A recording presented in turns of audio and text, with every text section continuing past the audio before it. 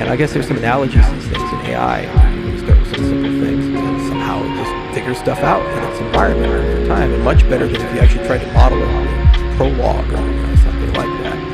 So that is exciting because you get to just do a few things, let the thing run, and then see what happens. And that's a lot of fun. In fact, it got so exciting that Wolfram came to us and he said, "Hey, let's do an NFT marketplace." And I said, "What do you want to do?" And he said, "I got all these universes to sell." I said, "Okay, well that's going to be fun." So we're going to set up an auction system or something like that with him. And I think maybe end of this month or next month we'll figure out how to do NFTs at Cardano. As soon as we can sell one, I'll give you one.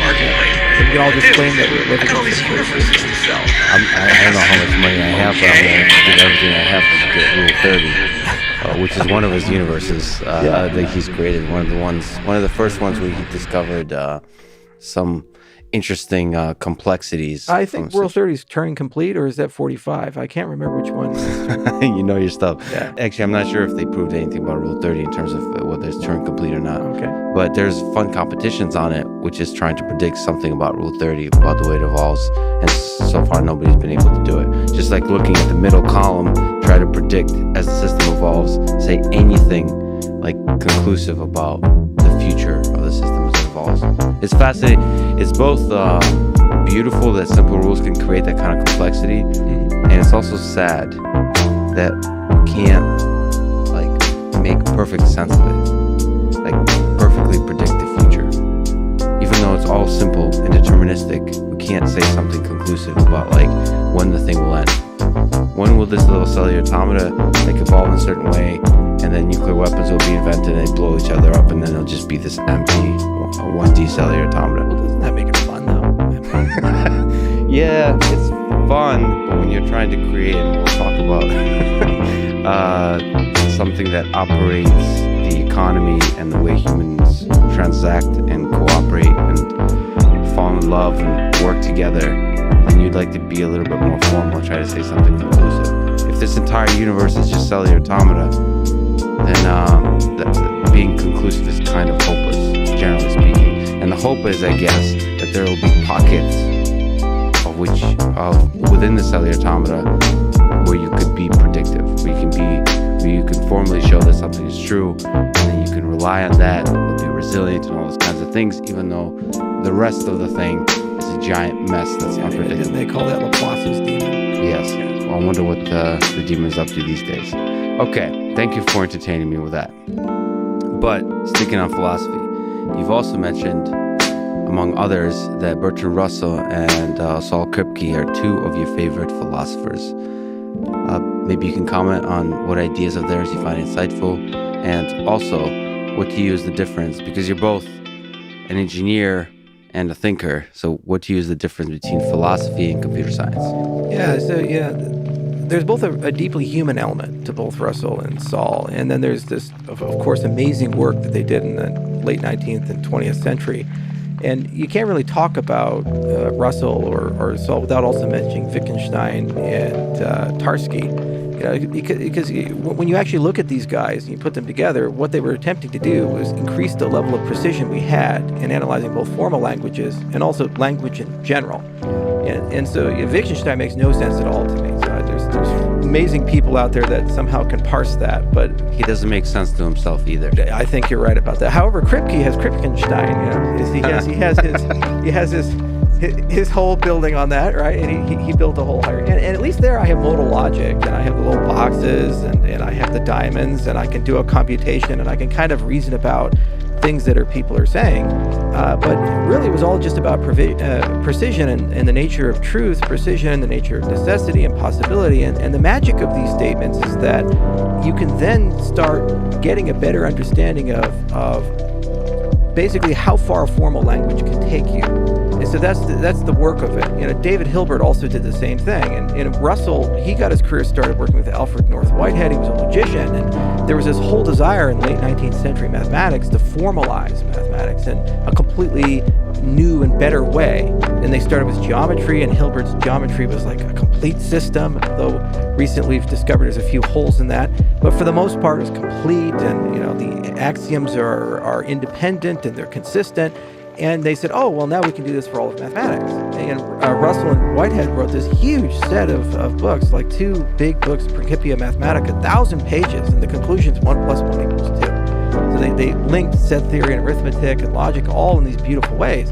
Then, little by little, as we entered the 20th century, logicians started chipping away at this idea that you could actually construct a complete system of mathematics.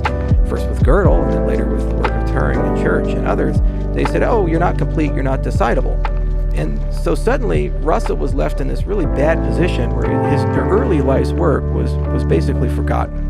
So he had to kind of reinvent himself. And so he went into ethics, and he went into different fields of philosophy. He became this titan in analytic philosophy, and he was also a great pacifist, and he was just a phenomenal writer. If you read Why I'm Not a Christian or any of his other attacks on metaphysics, he said, look, I can only deal with the world I'm in the senses that I have, and if I can deduce it, I believe it. If it's outside of that, I really can't make meaningful statements about it. And he said it in a lovely English prose that you would expect of a man of his stature. Now, Saul Kripke, it was like the complete opposite. This guy's really down-to-earth dude, not aristocratic at all, and he was one of those guys that just could have done anything because he's so brilliant. I guess he's still alive. I think he's 80-something. Yeah, exactly. Yeah, he's getting up there, man. But I mean, literally, when he was in high school, he wrote these papers in logic, and Harvard contacted him and said, hey, could you teach graduate courses at Harvard?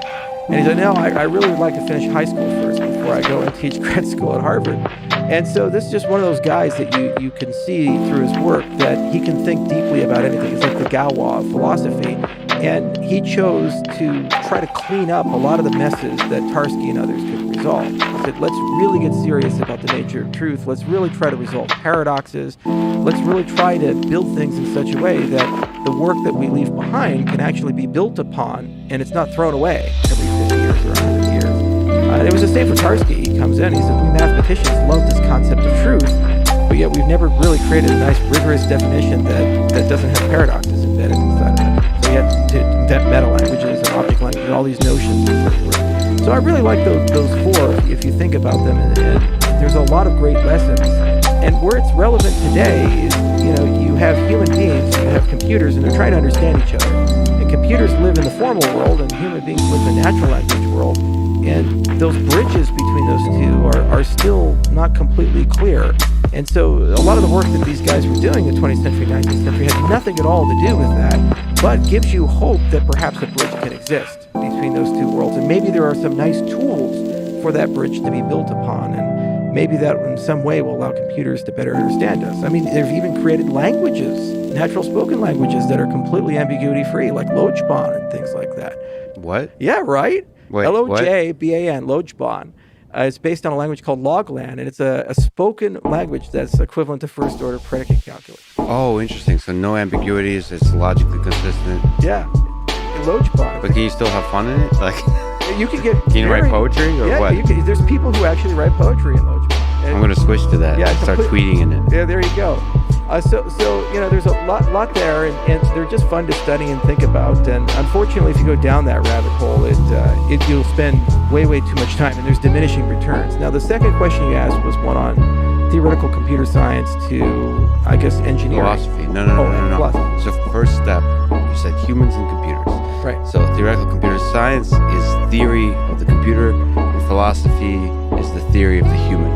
And then we can dissect different stuff about the computer, but in terms of these two worlds of the theory of the human, which is philosophy, and the theory of the computer, which is computer science, what do you think is the difference? Like, as we try to bridge that gap, as you mentioned, what's going to be the biggest challenge? Like, can we formalize love?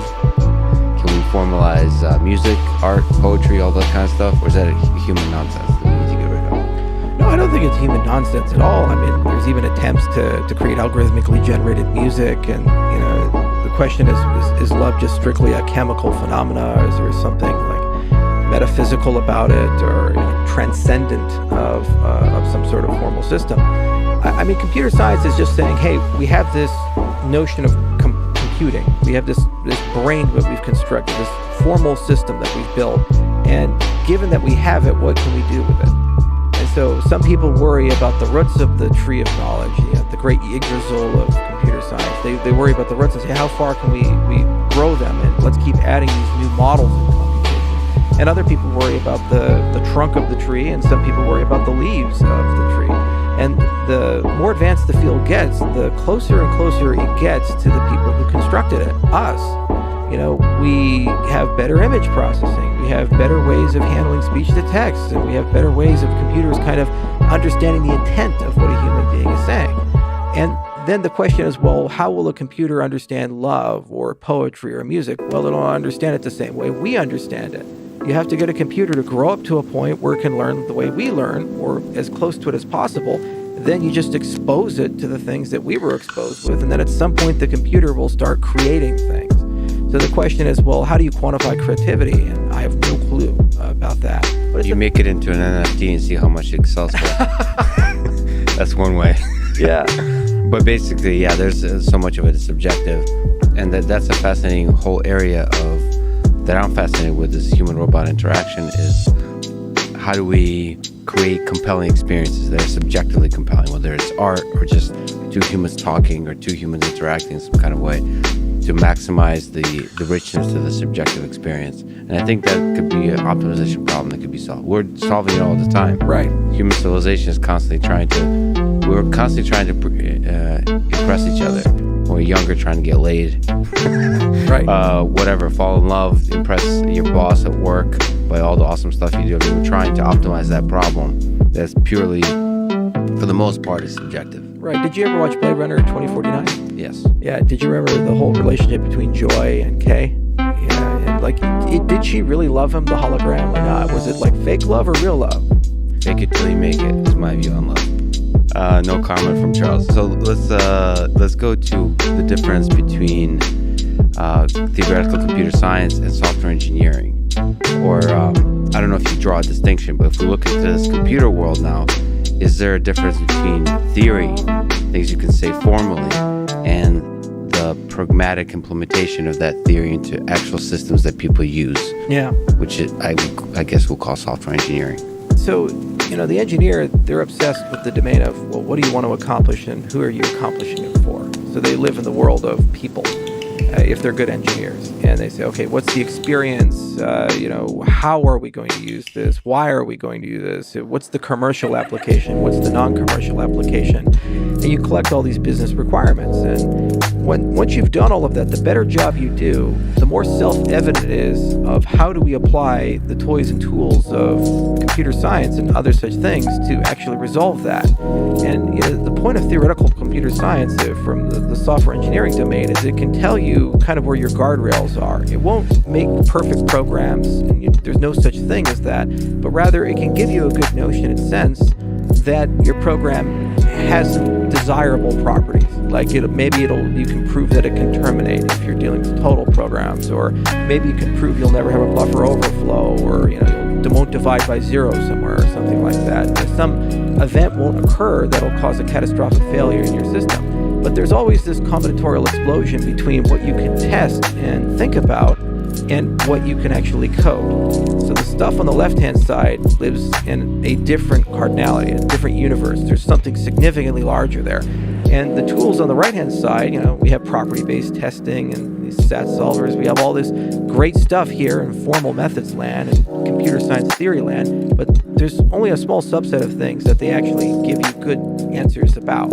So the balance of the two things is basically saying, well, what do you care about and what are you okay throwing away?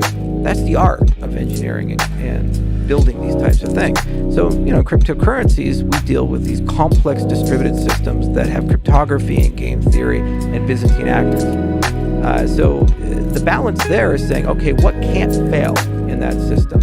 And that's the kind of stuff that you want to apply as heavy a tool set as you can, because when that stuff fails, you either have the loss of billions of dollars, privacy, or potentially even life, depending on how these systems get adopted. But then other things, what can fail? Is it okay if the block doesn't get made, every now and then? Is it okay if your latency goes up, or your network suddenly becomes asynchronous and, you disconnect from it, you have to restart the computer or something like that? That's probably okay. It's an inconvenience and burden to the user. And if you actually try to chase that tail, you'll end up spending 10 years chasing phantoms and ghosts. And meanwhile, the whole world moves on. So it's really figuring out those balance of the two. And what's really beautiful is that the formal methods tools have gotten so much better over the last 20 years in particular, mostly because of incredibly high investments from Microsoft and Google and big universities, because these guys are building these gargantuan systems. If you look at the Googleplex or what Amazon has or others, and they have so much value, so many users, so many things going on, and no person can keep that in their head. And so you're talking about systems may have 10 million lines of code, 15 million lines of code, millions of nodes connecting, faulty processes happening all the time, hackers breaking in on a regular basis. So when you're trying to model all of that, trying to ask yourself, what formal guarantees and properties can I get to simplify this system as much as possible? So instead of the applications of formal methods slowing you down, in many cases, it actually massively reduces your debugging time and your ability to find where errors occur. In some cases, you can't find where errors occur in these massive concurrent systems. And you say, well, where are cryptocurrencies going? We're talking about just the same thing, but we're talking about a much more hostile operating environment, where instead of it running in a pristine data center in California somewhere, it's running on your cell phone. It's running on your mom's phone. It's running on your dad's phone. It's running on, some computer in Mongolia that may have good internet on Tuesday, but not any other day. So when you live in that kind of environment, you really do need to think carefully about a whole new class of protocols. And then you need to think carefully about a whole new class of tools and techniques to test the reliability of those systems. And you need to separate the world and say, what is high assurance and cannot fail, because if it fails, people lose money, and what is low assurance, and it's okay if that falls apart. The other thing I'll mention is there are perverse financial incentives in our industry, because the reality is when something blows up, the people who built those things that blow up usually get paid up front. So what they're focusing on is time to market, speed to market, and getting tokens out and getting them liquid. And then people come in, they buy it, but if there's a nascent bug in some DeFi protocol, it'll probably be discovered 6 months later or something like that. It blows up, who suffers? The users. They already got, the people that created that already got paid. Exactly. That's why you pay the guy who makes the brake software for your train last. And you make sure he rides the train every day. So that's you're basically describing the complexity of a distributed system that's fundamentally game theoretic. And like, if we think about turtles all the way down, it's humans all the way down. I mean, at the very bottom, it's still human nature. Is there something you can say formally about human nature to try? You said you can't. There's certain parts of the system that can't fail. Some people talk about nuclear war in that same kind of way. That there's this game theoretic construction of mutually assured destruction that rhymes. See, I'm a poet. That system can't fail because we're going to blow everyone up. But you can't formally say for sure it's not going to fail. Right. So like you're basically trying to chase, like statistically reduce the probability that these particular critical aspects will fail. And then you test, I guess, by deploying in the real world at small scale, right, to see where things go wrong. Yeah, it's a great question. And, the problem with game theory and mechanism design is that you can develop this concept of a rational actor. And I don't think in my life I've ever met a rational actor. There's a rational actor on Tuesday, but, any other day of the week, who the hell knows? And there's even, I think there was a book, Freakonomics, and there's a few of these things where it just shows again and again where people behave in ways that are against their best interest. So then you have these protocol designers, they say, well, we need an honest majority for this thing to work. And they say, oh, okay, well, we'll create this incentive model and rational actors will behave with that incentive model. And they say, well, the individual won't do that, but the firm, the government, the entity will. The problem with that is we have a lot of counterexamples where the system was actually behaving in weird ways. Like we almost completely eradicated the human population twice in the 20th century. Once during the Cuban Missile Crisis, and again in the 1980s, there was a Russian colonel, and they installed a new satellite system, and it said, hey, the Americans are launching missiles at us. You need to turn the key and, launch all the missiles in the silo. And he said, oh, that's not right. That doesn't seem right. And he was reprimanded for that. So in both cases, a single person stood against the systems of superpowers between us and nuclear annihilation.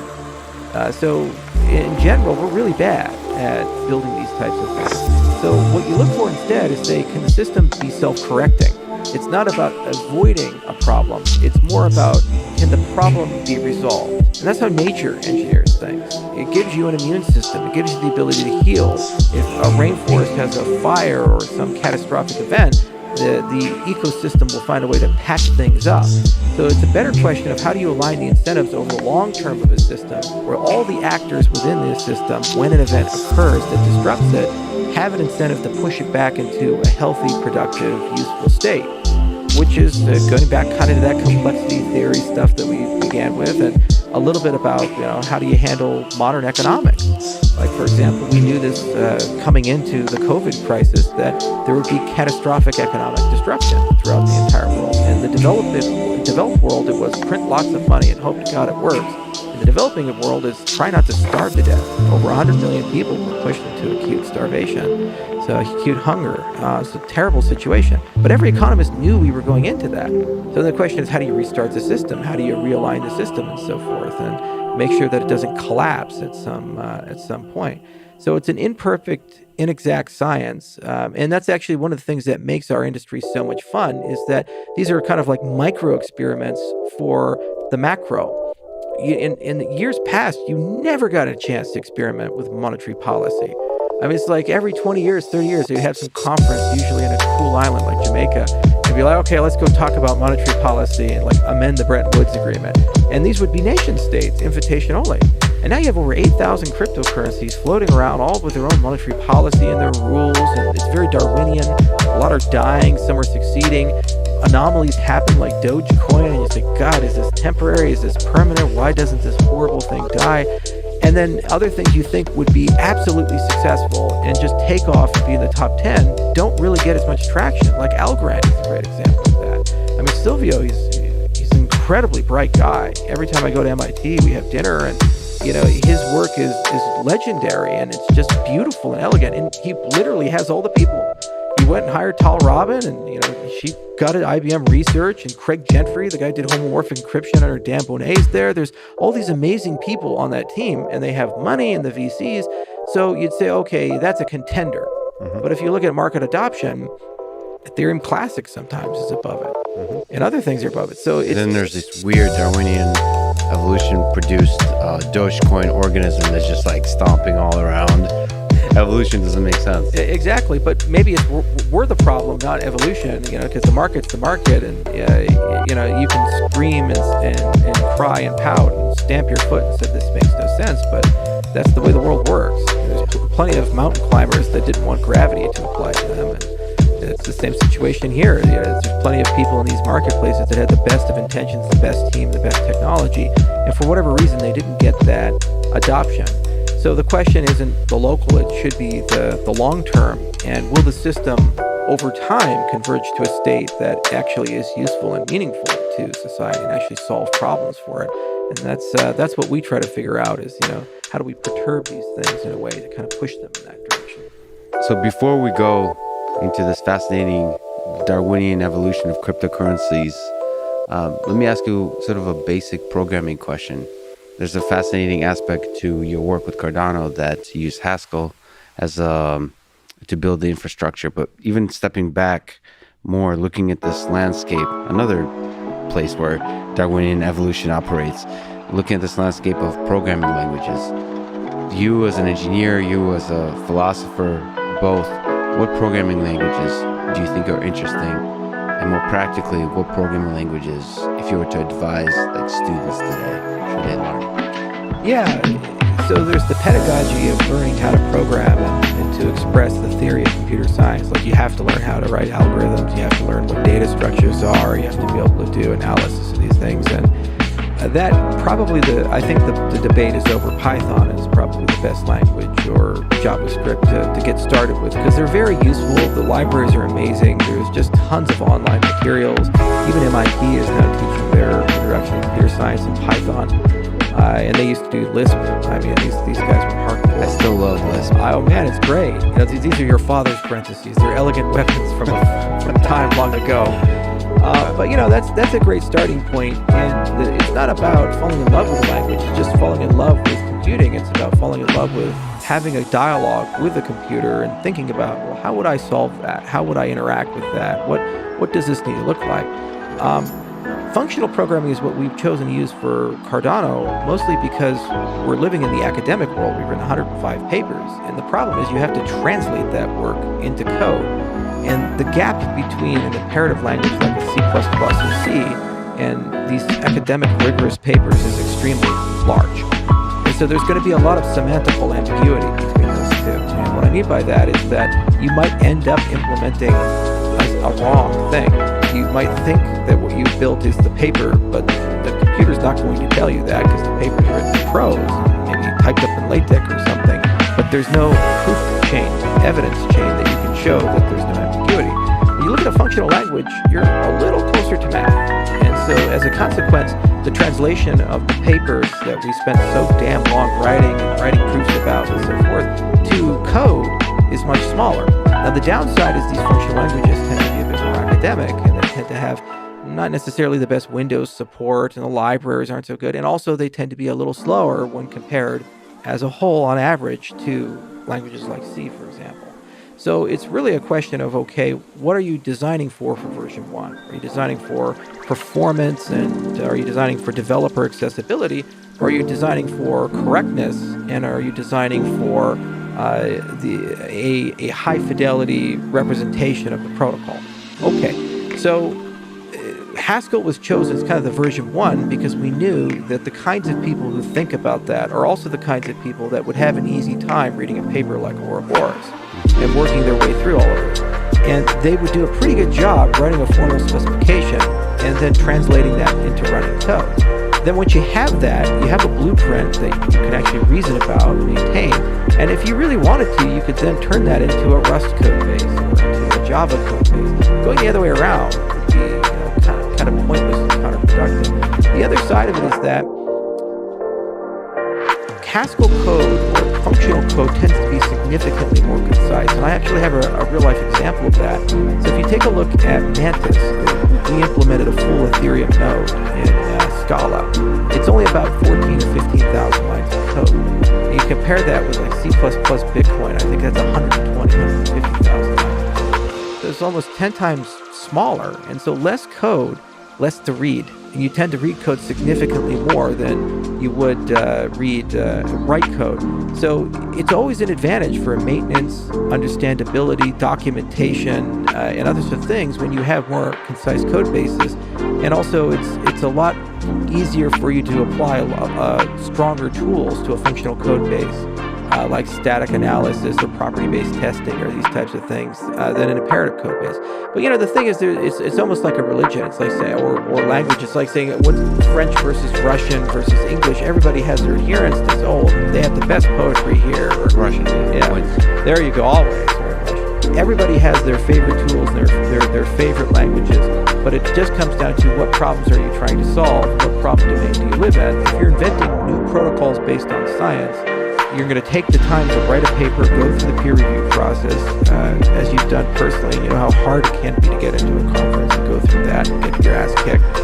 Then you also have to apply the exact same level of care to the engineering side in terms of the implementation of that, or else you will make a mistake, and that mistake will probably be an exploit of the system that destroys the security properties of the system.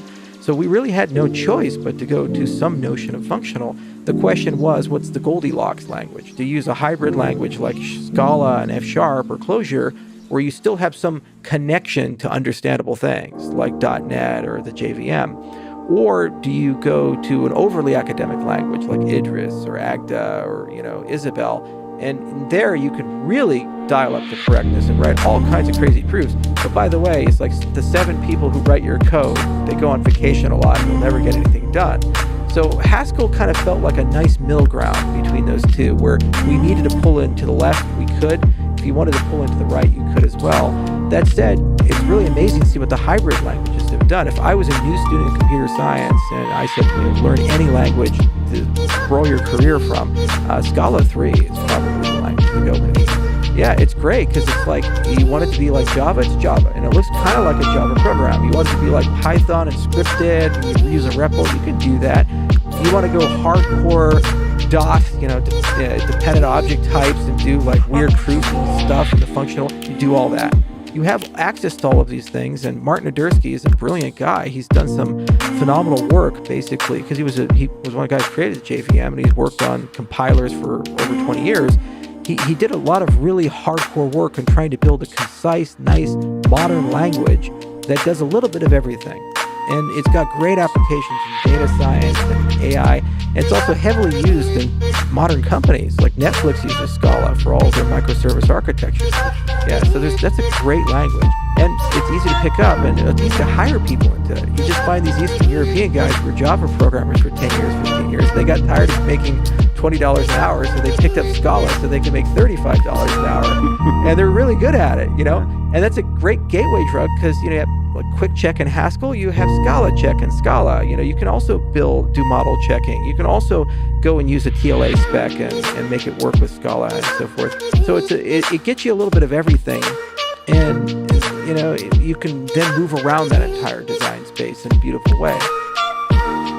So the recommendation is maybe if you want to go vanilla, you go Python and JavaScript. When you're getting started. Because that'll get you everything. You can do web scrapers and anything. It's all of us fun. Experiment with drugs in undergrad. That's where Scala 3 comes in. It's a gateway drug to then potentially more hardcore functional languages like Haskell. Do you think C and C++ still has a role? No, I think Rust is completely replaced the need for them. Go and Rust, those are the two twins of doom. I mean, Google created Go just to get rid of C. They hated C that much. And then Rust is just a phenomenal language as well. It can be a great motivator. Yeah. Let me ask a question from Reddit on this topic. We're going depth first today. Sure. As a developer, why should I be incentivized to create Cardano-based applications? What is on the Cardano developer roadmap? Any other language, I guess this is the key question I want to ask. Right. Any other language support other than Haskell? The example this person gives is TypeScript, Go, Java, Python, etc. Also, have you considered a yearly conference focused around developers? Yeah, we called it Plutus Fest. We did the first one in 2018, 2019, I can't remember. And we were going to do one last year, but then COVID hit. So we'll bring it back, and we'll probably do it annually at the University of Wyoming for their hackathon there. In fact, it just so happens that coincides with the Goguen Summit. So we're doing that, I think, the third week of September.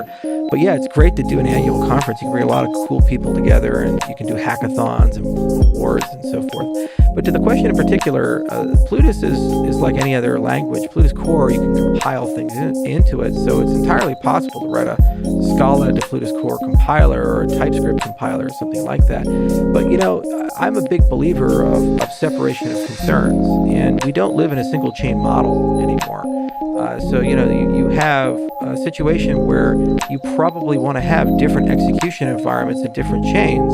So you have different virtual machines there. And that's why we work so closely with the University of Illinois, Urbana-Champaign, Grigori Roshu's team at Runtime Verification. What they did is they said, let's start with something very familiar, LLVM, which has been around for a really long time, and they happen to have created it there with Apple. And let's take that and translate that into the blockchain space. Okay, then once you have it, then it's very easy to modify compilers of standard languages like the C's and C++ and other things that do compile to LLVM already and have them run there. So that's a different execution model than what we tried to build for Plutus, which focuses on correctness. Okay, so then all you have to really do is say, can both of these models coexist within the same ecosystem? Because then you kind of, and I did a video, it was called like the island, the ocean, the pond. And the basic idea was say, you have an island where everything's perfect. Calypso lives there. Life is great. People feed you grapes every day. But maybe you can't do everything on the island. And the ocean's big. It has everything. But the ocean's got sea monsters and sharks and Bodie McBoatface and all kinds of crazy stuff, right? So that's what Yella is about. It's basically this to bring LLVM into our world. And at some point, the next 3 to 5 year time horizon, we can bring modern programming languages in, but they're going to come in with all their flaws and their warts and their problems. And then the pond was the idea of the Ethereum virtual machine. There's some network effect around it, and there's some great tooling that's materialized and evolved. And it's not clear if that's the standard yet, or if like MySpace or BlackBerry or all these other things, it'll fade away. Well, if it becomes the standard, okay, don't fight nature. Just support it. And the same thing that gives you the ability to bolt on the LLVM will also give you the ability to bolt on the EVM. And they can run with their own models, and they're encapsulated, bulkheaded, separated systems, but you can move ADA, applications, information between those two systems. And so your main chain will always stay somewhat conservative and have the minimum viable amount of expressiveness required on it to do all kinds of interesting things. and also for interoperability, be able to talk to all kinds of interesting things. But it's not trying to be everything to everyone. There's never going to be an ice cream store in the island. You'll have the grapes and the beautiful women, but no ice cream. Now you're just like distracting me with the ice cream. So because we'll throw around a bunch of terms, for the record, what is Plutus? So Plutus is a programming language. It's kind of a DSL that we built on top of Haskell. And basically we wrote it after spending about 3 years thinking about all smart contracts. We were trying to figure out, like, what is the ideal language to express a smart contract? And then we started thinking, well, what is a smart contract? Is it the whole application, or is it just like a submodule within an application? And usually it's the latter more than the former. You can build a self-contained program like a script, but usually what's happening is you'll have it like a video game, let's say World of Warcraft or something like that. You say, hey, maybe I want to actually create gold in World of Warcraft that's actually a currency, Okay, so I'm going to issue a token. Well, and then maybe I want to create some mechanics behind how people are going to trade that amongst each other. So that would be like a smart contract layer to issue an asset. So you have this centralized server running and proprietary software controlled by a single company. But then you've opened your application up to a broader world. What we've done now is added a blockchain layer, and the blockchain handles the accounting of that asset and the spending policies and stuff. So that is a much smaller program than what Blizzard is doing with World of Warcraft. So the point of Plutus was, let's create a language where you can write these small to mid-sized programs and have a high degree of confidence that they behave with correctness, and also they give you deterministic results on the consumption of resources. You can run things locally, and you actually understand what it costs to run, and that doesn't change when you deploy it on the system. If you dial up the expressiveness of the system, and like Ethereum does, and these big mutable account systems, the problem is you have to have global state, so whatever you test locally doesn't actually necessarily translate to what you've deployed. Okay, so we spent a long time asking, like, where's the Goldilocks zone? Bitcoin script was too restrictive, and every single time Satoshi tried to dial it up, it led to mega problems. Like, there was a beautiful thing called the value overflow incident in 2010, which led to the creation of billions of Bitcoin. They had to quickly clean that up and sweep it under the rug and pretend like it didn't exist. But that was mostly because of an issue with how the scripting language was implemented. And when you look at Ethereum, it's like this Pyrrhic game of stomping down these skirmishers, where every update there's something they have to change or tune, and then it's not clear how you shard such a model. So we said, let's build something that's in the middle of this, and that's what Plutus basically is. And it's really designed to play very nicely with off-chain infrastructure as much as on-chain infrastructure. So you can look at all those different examples, whether it's Wolfram wants to auction off their universes, or Blizzard wants to issue an in-game currency, or you're Uber and you want to start putting peer-to-peer dynamics inside your system. You're going to gracefully connect to that on-chain code, and it's very clear how those two things connect together. Just so happens Haskell's really good for this. They have template Haskell, and it makes it very easy to embed domain-specific languages, and it makes it very easy to wire your Haskell code onto off-chain infrastructure. So in the future, you'll be able to have your off-chain run in Node, or the Java virtual machine, or a .NET application, and there'll just be this beautiful interface, and then it can talk to all your on-chain code, and that's written in that DSL, and you have a high degree of assurance that it's right. Is there like a hello world program at Plutus that reveals the beauty of this balance that you're referring to? Sort of simple but not too simple, the Einstein idea? Yeah. So we did do our first Hello World program actually today. I heard about this. Yeah. But there you'd want to have the whole round trip. So you'd like to have an interaction, and I think a video game would probably show it the best. Like if we could re-implement CryptoKitties or something like that on it, and you have this off-chain infrastructure, and you have your GUI, your front end, it's running on your phone or a browser, and most of that lives off-chain. But your CryptoKitties, they'd live on the blockchain. The whole round trip end-to-end with relatively low fees and low latency, and high availability of service, it never goes down. That would probably be the best thing to do. And we'll have something like that by August. It's pretty easy to build this stuff. So what kind of off-chain interactions are supported with Plutus? What are the limits you want to put on the thing so it doesn't get chaotic? Well, that's the beautiful thing. When you have a less expressive model on-chain, it means you can do anything you want off-chain. So you start talking about smart contracts, but let's zoom back out and ask the big question here is, what is a blockchain? And what is a cryptocurrency?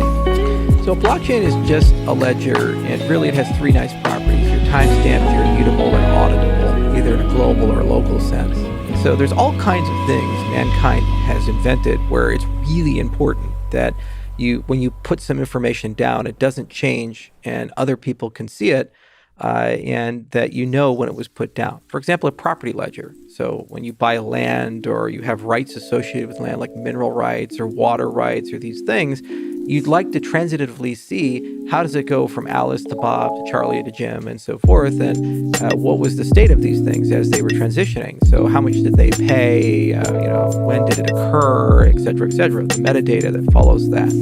Okay, well, normally these types of ledgers are so important that they're managed either by governments or regulated entities.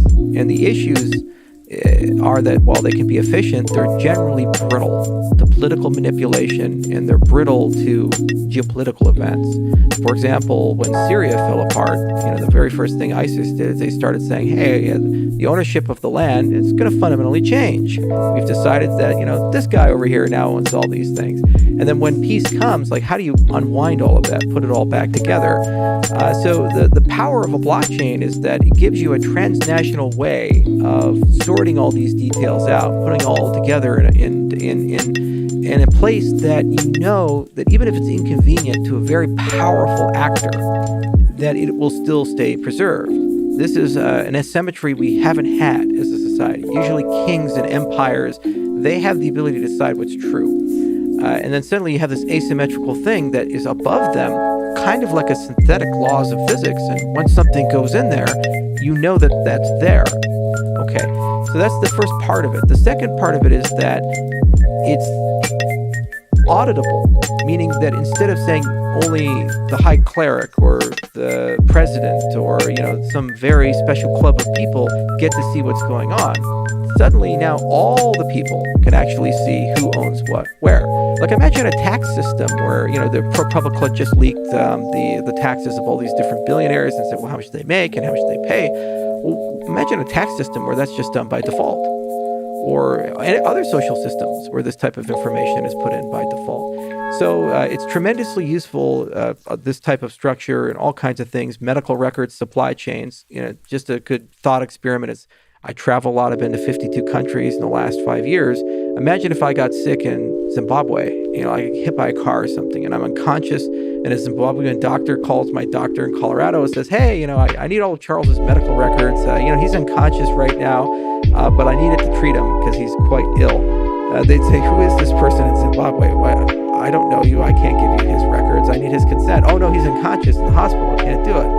Well, a broker system that would allow the movement of medical records would be an example of what a blockchain could potentially do in the foreseeable future. Cryptocurrency is just an application that runs on top of the blockchain, because it just turns out that when you issue property, you also can issue tokens of value.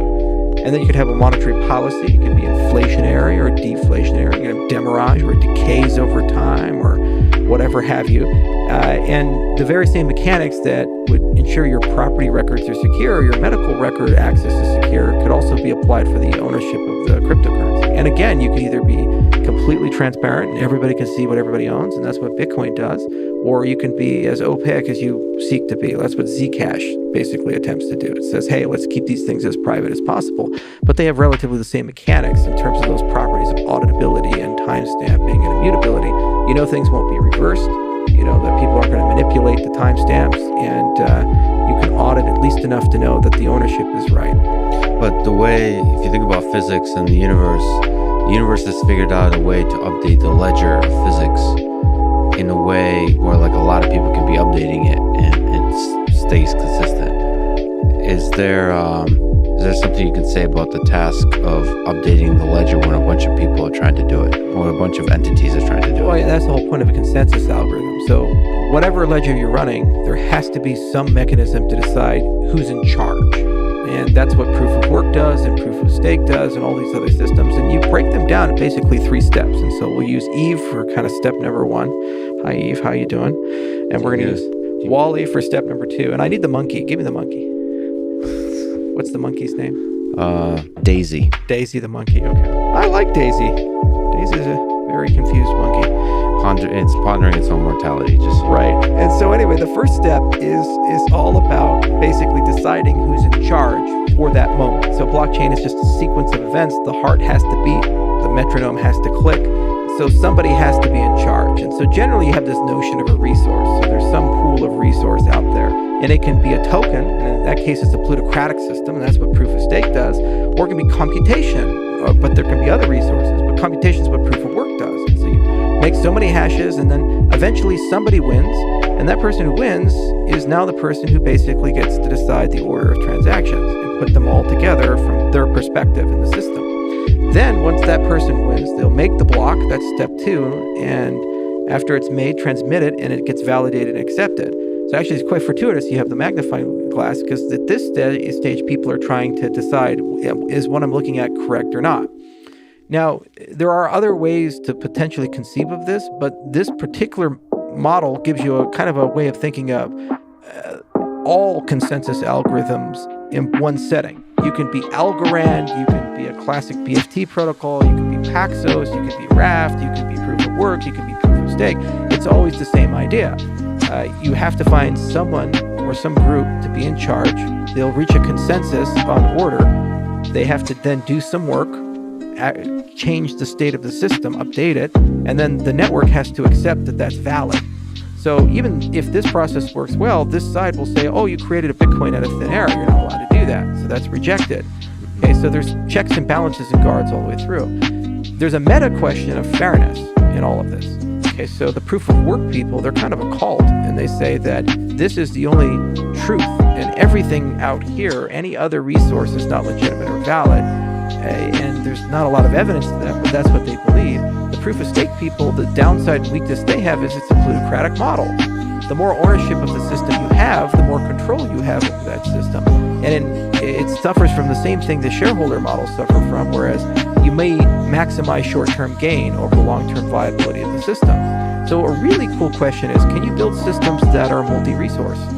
So instead of just pulling from one resource to select who wins, this 25% of the time and maybe this 25%, you can do that. In fact, the cryptocurrency space did that a long time ago. There was a cryptocurrency called Peercoin in 2011, and it was a hybrid proof of work, proof of stake.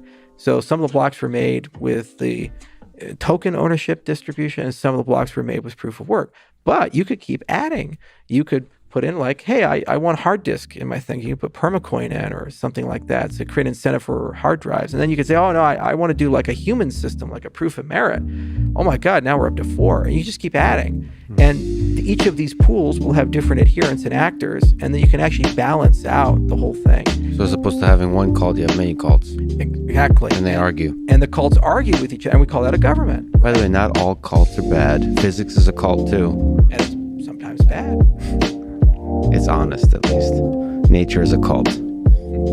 Yeah. Nature is metal. Yeah, Check out the Instagram. So that's really the crux of it. You have a ledger, and the ledger is just all about saying, hey, we need to put some stuff in here, and once it's put in here, you can't turn it back. And you know when it was put in, and everybody can see it, or some group can see it. And then you need to pick somebody to modify that. So all this chaos will happen, all these transactions are all around the world, and our perception of them are different. There's a beautiful paper from Lamport that kind of talks about this from the 70s. It's like one of the most classic papers ever in computer science. I think it's been cited like 50,000 times or something like that. It's a crazy paper. But basically, you have to figure out, okay, well, somebody has to be in charge. Some group has to be in charge. And you can do it with a meritocratic, hashocratic computation thing.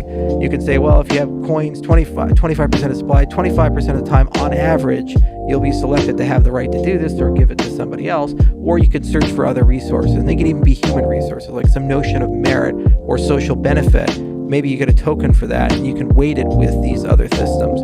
And that's where everything's going. You know, we're getting to a point where we've really optimized all the properties here. We've proven all these nice things about it. And there's a lot of competition to basically build like the perfect proof of stake system, whether you're Polkadot or Algorand or any of these other guys. But now the next step is say, well, why do we just have one? We should have multiple resources. And the point is each of these has different trade-off profiles, and so they balance each other, and you end up building a much more resilient system, so it's not winner take all with one particular demand. Okay, so there's a million questions let's bring up right there. But first, linger on this topic and say, what is proof of work? What is proof of stake? Just zooming in on each of those, and what are the differences? Okay, so they all have the same three properties of pick someone in charge, do something, and validate it. The difference is that the picking mechanism for proof of work is you have to solve a puzzle. So it's basically like buying lottery tickets, and you can buy a certain amount every second with your computing devices. And some of them are ASIC resistant, so you run them on like a laptop or a GPU, and some of them are specialized hardware that you have to either manufacture or buy from someone who sells it to you. And that's just how many tickets per second you can get. And eventually you hit those magic numbers. And when you do, it means you have the right to make the block. And generally you bundle the block making with the proof of work system. Now you can do this looking for a single, or you can do this to actually shard it and look for multiple block makers at the same time. So there are sharded proof of work protocols. Like Prism is an example of that. And actually Ethereum got started this way with Spectre and Ghost and Phantom, the Avi Zahar's work and Yonatan Stolopinski. But the basic idea is you pick some collection of people, they make some collection of things, and there's some way to sort it all out, serialize it, and prevent double spends. Great. Proof of stake is the same, but it's a synthetic resource. So instead of doing things, they say, well, if you had 25% of the hash power on average over a long period of time, you'd probably win 25% of the time. Well, why don't we just introduce some randomness in from some source, and then 25% of the time on average over a long period of time, you'll win. So it's a synthetic resource. But you still have to do the other two things. You still have to make the block, and you still have to validate the block. The big difference is this step in the proof of work world is horrendously expensive. You use more energy than the nation of Switzerland. And the problem with that is that you have less resources for the other two. And the other problem with that is that if this is horrendously expensive, you have an economy of scale kick in. So what ends up happening is the system becomes less decentralized over time because you have these vertically integrated operations. I mean, not everybody can go build a mining facility on a volcano in El Salvador.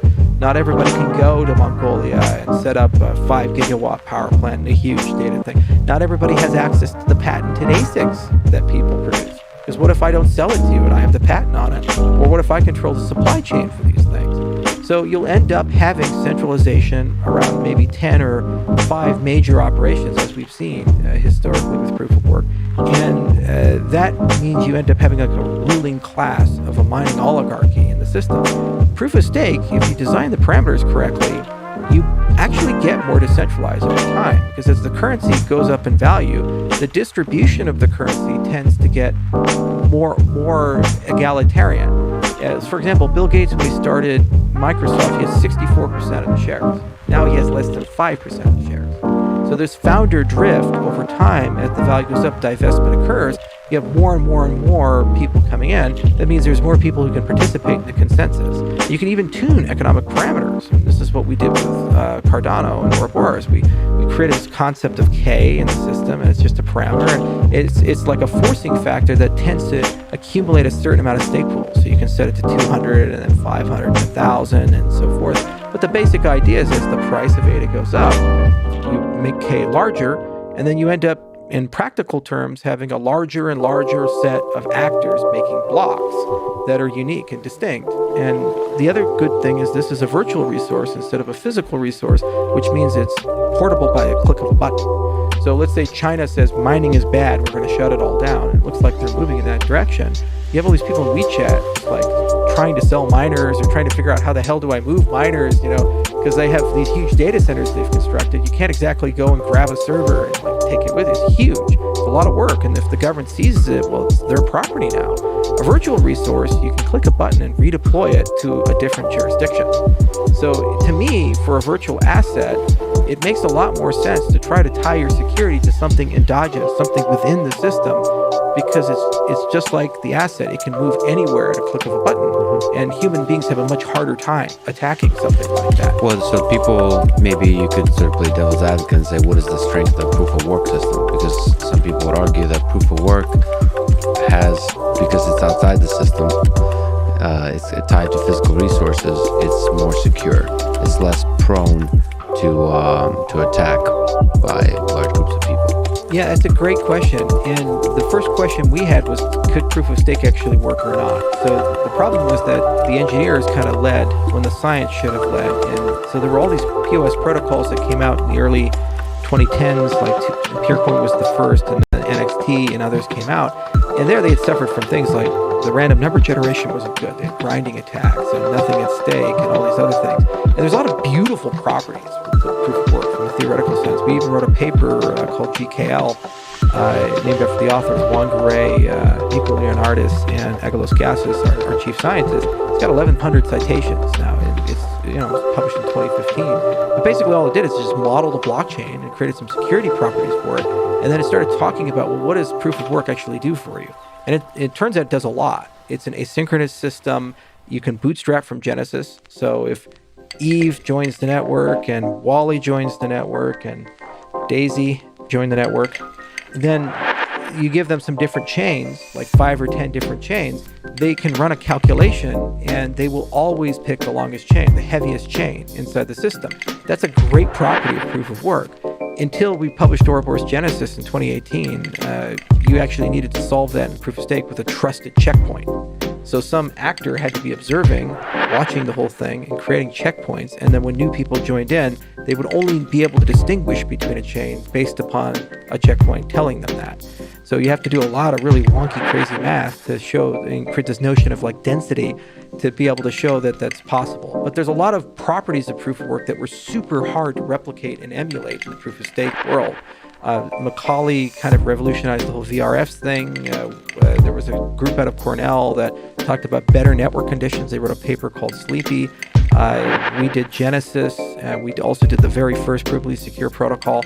But that was 6 years of work and like 12 papers. And it's still not done. There's still a few polishing things that have to be cleaned up because, this is a physical resource and there's something there. But there's a flaw to proof of work that is a little problematic. It's a winner-take-all type of a system. So maximalism is kind of philosophically and computationally built into it. Let's say you have 2 proof of work systems and they have roughly the same market cap and hash rate, and they use the same algorithm. Then the problem is if the miner comes in, and let's say the miner has enough resources to have 51% for any of these chains, they actually have a perverse incentive to come and destroy one chain and short sell the asset, and then go mine the other asset, because they're not bound to that asset. They're not loyal to it. And they can make just as much profit mining this as they can make mining the other system. And markets allow them to profit from the destruction of the system. So that's something that proof of stake doesn't suffer from, because the only way you can participate in a proof of stake system is you have to actually own equity and you have to have ownership in that system. So if you go and destroy Daisy's chain, it would just be a net loss for the most part, unless you have really messed up markets or something like that. So there's always trade-offs and all these things, and that's why I like this concept of going one to N and having multiple resources, because why not have proof of work and proof of stake together if the proof of work is useful, not wasted computation? And why not add other things like create incentives for network relay? Right now there's no incentives in the system for you to run peer-to-peer nodes and share data. Right now it's not a problem, but if you're running like Amazon Web Services level of bandwidth, it could cost you like $5,000 a month in bandwidth just to run a full node or something like that. No one would do it. So then your system will centralize along the weakest link, whether it be the storage layer, the computation layer, or the network layer of the system. So if you can incentivize the resources differently, then you'll be in a beautiful position where you end up having a resilient system that pays its own bills. So how does Cardano solve the consensus problem? Do you tend to eventually want to solve it in a hybrid approach with proof of stake and proof of work? Yeah, this was a philosophical difference between Vitalik and myself. The problem with the people on the Ethereum side is they're really bright. And these really bright people, what they do is they try to do everything all at once because they're really, really smart. They keep going until they run up against the wall and they realize the problem's a lot harder. If you're more experienced, and that's why we brought in proper academics like Agalos and others, because they've been beaten up through life. The Agalos worked with David Chom and these others. It's really hard to work with those guys. And they'd already been humiliated and yelled at, had chalk thrown at them and all that stuff. And so they were humble enough to say, I'm not smart enough to solve the big problem. So don't even try. What you do is you decompose it and you say, okay, what's the first problem to solve in a chain of problems that you can compose your way up to a working system? And once you get far enough along, you have something that's pretty good, and then you have an obvious path forward of how do you iterate and improve that system. That's why we started with GKL 15, because it was just saying, we don't know what a fucking blockchain is. This is what is this thing, right? What's the security properties of this stuff? Like, what do we really mean? Then we did Ouroboros Classic, the original Ouroboros protocol in 2017, and that protocol was like a synchronous system, and it assumed the nodes were always on, and it worked, but it was useless because that's not real life. Then Frost came out, and then suddenly we relaxed things. These are all, by the way, names for consensus algorithms. Yeah, papers that we published, and they were all peer-reviewed. Like GKL was Eurocrypt, that's a very hard conference to get into, and Ouroboros Classic was crypto, and Proust was Eurocrypt, and Genesis was CCS. So basically every step of the way was first an academic validation that there was some merit to the work that was done. Second, it solved a particular class of problems, either showing the feasibility of the entire problem. Because when I said, let's do the model first, because let's see if we can do an FLP thing. Let's see if we can get them possibilities there. That's great because you're done. It's like, those short math papers were like, I found a counterexample. It's like, oh, okay, this whole thing is falling apart because you have a 2-line proof. Thank you. So that's what we were looking for in the beginning of the agenda was, let's either prove it's possible in a strawman case or show that there exists a possibility result, in which case we can just abandon the entire inquiry. Proof of stake is impossible. And then once you've gotten past that threshold, it goes from theory to practicality.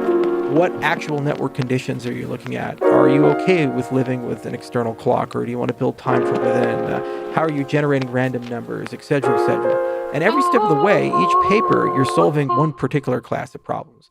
With Prism, it said, probably shouldn't know ahead of time who Eve is. You probably shouldn't know who's making those blocks. That should be something you know after the fact. But if you know ahead of time, you can attack them, DDoS them, and cause all kinds of problems. Okay, so adaptive security also moved from an MPC, random number generation, which was great, but very heavy and very slow, and you can't scale to large amounts of people, to a VRF-based system, which is super fast, but a little dirtier. Because Algorand actually did some great work there. There's some good knowledge there. What are the really hard problems that maybe if you just linger a little bit, what are some of the really hard problems you have to solve along this chain of papers, ideas, the evolution of the consensus algorithm? Yeah, not only are they really hard problems, they actually require different cryptographers, because you're moving from mathematician-style cryptographers like the Neil Koblitzes and the Andy Shamirs and the people that like start as proper mathematicians. They really love theory, and that's their thing. And the proofs are dense and they're thick and they're beautiful. To practical, applied work, where you're saying, okay, now this is something an engineer can look at and say, I know how to build that. I know how to think about that. So that transition from GKL to Ouroboros Classic to Proust, I'd say the biggest leap was Classic to Proust, because that was going from a system that would only work in a consortium chain like Fabric to a system that would actually work and is working. That's what's implementing Cardano today. $50 billion cryptocurrency and all these people.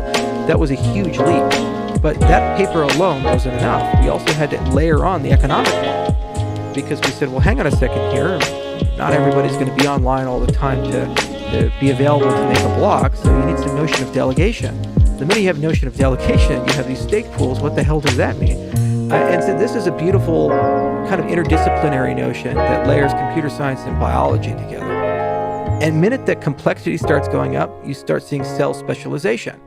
So you go from single cell organisms to organisms where you have eyeballs and brains and hearts, and each of these tissues do different things.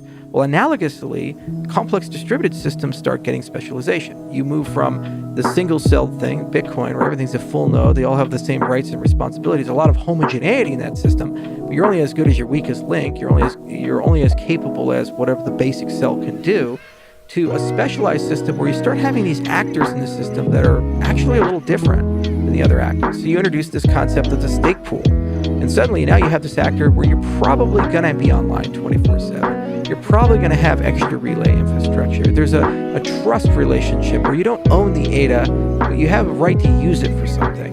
And a person's made that choice to endow you with that. The minute that you introduce specialization, though, the system gets more complicated, the game theory gets more complicated, and then you start having to think really deeply and carefully about, okay, well, can this now introduce a new attack vector that we didn't have before? So that leap from Classic to Proust and adding in stake pools and figuring out how to handle the game theory there was exceedingly hard. It took 2 years to do that. So stake pools allow for multiple parties to delegate their staking capabilities to others. Can you describe a little bit how this works? Oh, it's kind of fascinating. It's a super simple concept. So you register a pool, and then the pool is there, and basically they advertise, and they're actually registered on chain with a certificate. And then in the wallet software itself, you can see all of the pools that have registered. There's over 3,000 of them now inside the system.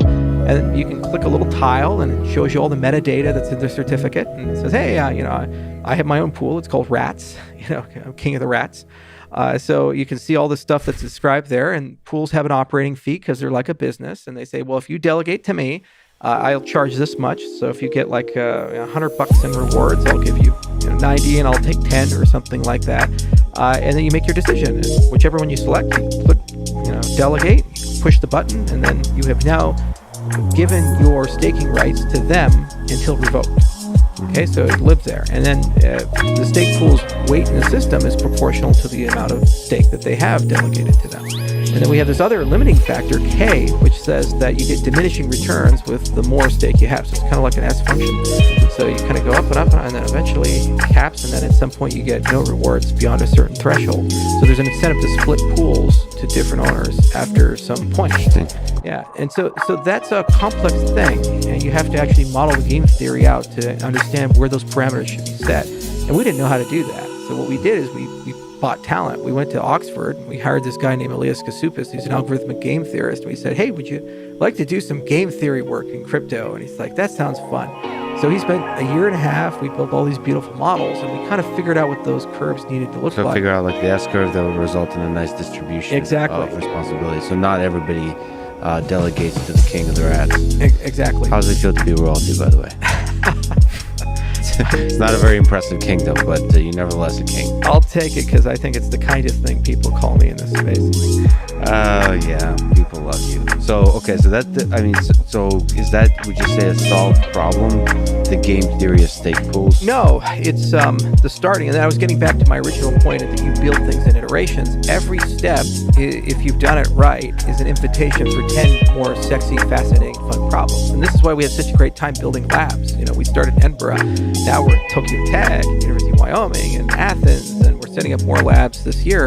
And all these academics want to work with us, A, because we write a lot of really fascinating papers, but B, because we're focused on all these really cool, sexy, interdisciplinary problems. We're actually running the problems where we don't even know where to publish the paper.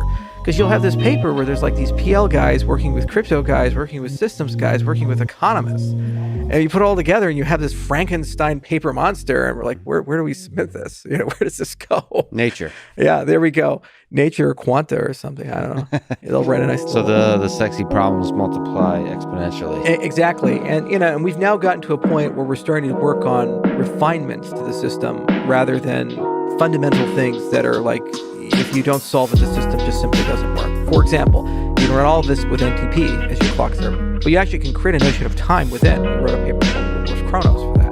Okay? But that's not necessary for the system. It's just a nice to have thing. It's a nice property. Optimization of the random number generation is another example of that. You can run it with a heavier thing. You just have more blockchain bloat and slower time in transition. We have this concept of epic. So you elect leaders to run the system every 5 days with Cardano. But there's been derivative work. We didn't need to do this. This work occurred at University of Illinois. And that derivative work said, well, you don't actually need to do that. You can do it on a block-by-block basis. Ooh, that's pretty cool. So that's the other point about doing things in a very rigorous way, is that way creates a lingua franca for what you're trying to solve with the totality of the academic community. So suddenly people that you've never met, you know nothing about, have read your papers, cited your papers, and start writing their own papers, either to try to attack and destroy things you've done or to build on top of the things that you've done. So people are trying to figure out ways to attack this. Exactly. As rigorous as you are trying to. And I don't have to pay them. That's the beautiful thing. It's fun. Yeah. It's fun to try to destroy, and that's how we grow stronger. And it's how you build your career, too. There's plenty of people that they've got tenure just kicking the hell out of Intel SGX. You go to CCS every year, there's some guy there, and he's having a hell of a time making Intel cry. Can we pull back, historically speaking, and in terms of the big picture of cryptocurrency real quick, and ask the question, what is Cardano? We started talking about already the consensus algorithm Cardano takes. But maybe when you look at the history books, sort of Hitchhiker's Guide to the Galaxy, and Cardano will have one sentence. What's that one sentence going to be? And in general, what's like the vision in the context of the history of cryptocurrency? You have like this whiteboard overview video that you talk about the 3 generations of cryptocurrency, where Cardano is the 3rd. So That's like 5 different questions way of asking the exact same thing. You can answer however the hell you want. I always term Cardano as like a FOSS, a financial operating system, and nobody likes it, and everybody picks on me for using that term. But basically, the idea is that the world runs on systems, especially the financial world. You have the BIS and SWIFT and all this other stuff, and these protocols allow you to move value around and represent things like identity and allow you to express yourself in some way. And those protocols, for the most part, work well for people in rich countries. And they don't work so well for people who aren't in rich countries. And so the point of what we do, or at least what I do, or what my company does, is we think a lot about how do we build a universal protocol that does all the stuff the legacy system has, but just does it better, faster, and cheaper for everybody in the world. And everybody has equal access to it. So it's the people's protocol. You have a situation where the guy in Senegal has the same access that I do, or Bill Gates does, or someone else who's kind of higher on the spectrum of wealth and power. And so that is what we seek to achieve. But then the question is, well, is Cardano the solution? Is that thing? And the answer is no, because you need a lot more evolution. You need decades of evolution to kind of work your way there. And in many ways, the work is never quite done, but it's better than what came before. Why? Because you have a realization that first, control of the system needs to be more balanced and nuanced, and it needs to be more democratic. So there's this sustainability component of who's in charge and how do you pay for things. Well, the system can print its own money, so it always has the ability to have a budget. Okay, so there's a treasury idea. And then there's a voting thing. Well, the same things that allow you to move money around allow you to represent votes. So you can do e-voting with this type of system, okay? And, if you played Nomic in the 1980s, or Peter Superfan, or any of these things, you can build a self-evolving system. You can actually create a game where the rules can be voted on and changed in the game itself. Great. Okay, so that exists there. And then you say, okay, well, but this thing still has to touch the legacy world. There has to be cash in and cash out and these types of things. So there's this interoperability thing. You need a Wi-Fi or a Bluetooth moment for the industry because nothing understands each other right now. All these chains are blind, deaf, and dumb to each other. And then there's this thing that it has to work at a huge scale, like billions of people. And we've done that, but we've done that with large multinational trillion-dollar companies with centralized infrastructure. We've never really done that with one master protocol that somehow does it for everyone. The closest approximation is probably BitTorrent. And it's a cool protocol, but it doesn't have all the oomph necessary to do something like this. So Cardano is just our first approximation. And like any good system, we wanted it to be self-evolving. So once you get the philosophy out of where's the target of what do you want to do, then you build a community. Now it's over 1 million people strong, and that community keeps growing, and they keep pushing the system in that particular direction. And what's nice about it is if you build the right philosophy within the system, it doesn't need founders. This is the great lesson of Satoshi. It doesn't need founders to be able to get there. So, if you look at the academic side, that's very decentralized.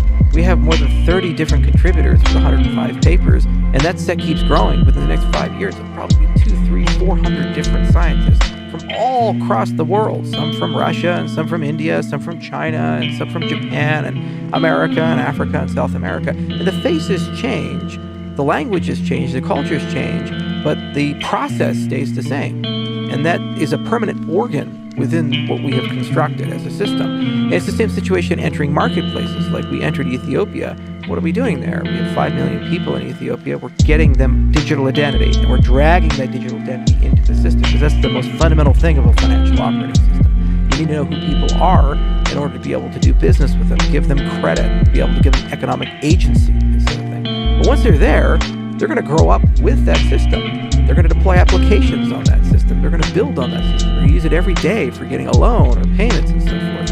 And if they have pain points, what they're going to do is evolve that system to be able to mitigate and manage those particular pain points to a point where the system is competitive for it. So my job is to be, we have this tagline in our company, cascading disruption. My job is to be the first domino. Just kind of knock it over and watch the cascade. And it kind of blows and blows and blows up until eventually, it gets to where we need to go. And what I was trying to think about with Cardano was how do you build the minimum viable set of tools and social processes that once we push the domino, the system will just evolve to a point where eventually it can grow to fill that need, not out of charity, but out of self-interest. People want things better, faster, cheaper. People want to have economic agency, especially when they lack it. Nobody wants to grow up in a world where they're unbanked and they have no access to marketplaces. They're going to seek it. Look at M-Pesa. It's a great example of that, like cell phone minutes. They're using it as a currency. So that's where we're at. And I say a few more years, I think we'll have that right minimum viable set of dynamics inside the system. And then it's inevitable, in my view, that it'll kind of grow and consume and become this concept. And what's really cool is there's competition in the systems and concepts. So China is trying to do the same thing. They're saying, how do we de-dollarize the world and create a digital yuan? So they have a very top-down notion of how to apply this technology and bring it in. And they even have an identity system they're building in parallel called social credit. We have an identity system, a Tala Prism, that we're putting in. Ours is bottom up, and you own your own identity. Social credit, you have no idea. You just have a number, and some computer's giving it to you. But they're both trying to do the exact same thing. And it's going to be this clash of cultures at some point between the open fauces and the top-down authoritarian fauces, and probably some Hegelian dialectic action will happen. We'll create, some sort of somewhat closed, somewhat authoritarian, libertarian utopia. Yeah, no, most likely it would be AIs battling in the space of fauces. So I really like this idea of financial operating system, but the letter F, so financial, is this just a basic mechanism with which you can have social interaction, therefore, or all kinds of interactions, therefore have an identity? Like, is F essential to this?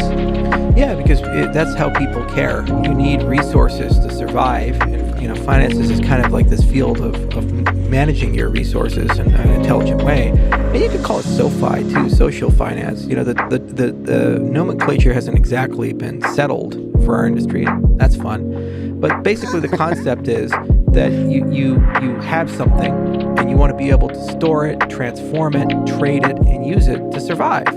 And the question is, what rails do you do that on? Do you do those on centralized, controlled rails where there are these third parties that are, basically able to live off those things, become very fat and nepotistic? Or do you want to do it on rails where there's no middleman? You have a direct relationship with whoever you're doing business, and if you invite more people to the transaction, they're middlemen of value, not necessity. And that's really I would like to say the raison d'etre of our space, that the reason we exist is to try to figure out a way to kill the middleman and try to figure out a way that we can better quantify value and transform it, move it, manipulate it. And in many ways, we've actually discovered some amazing things in the last 10 years as an industry. Like, we've kind of created the financial stem cell. This idea of a token can now is just as well be a national currency as a CBDC as it can represent a crypto kitty. The same architecture can do stuff at the nation scale, can do stuff for a 12-year-old kid in Texas. It's pretty amazing to see that.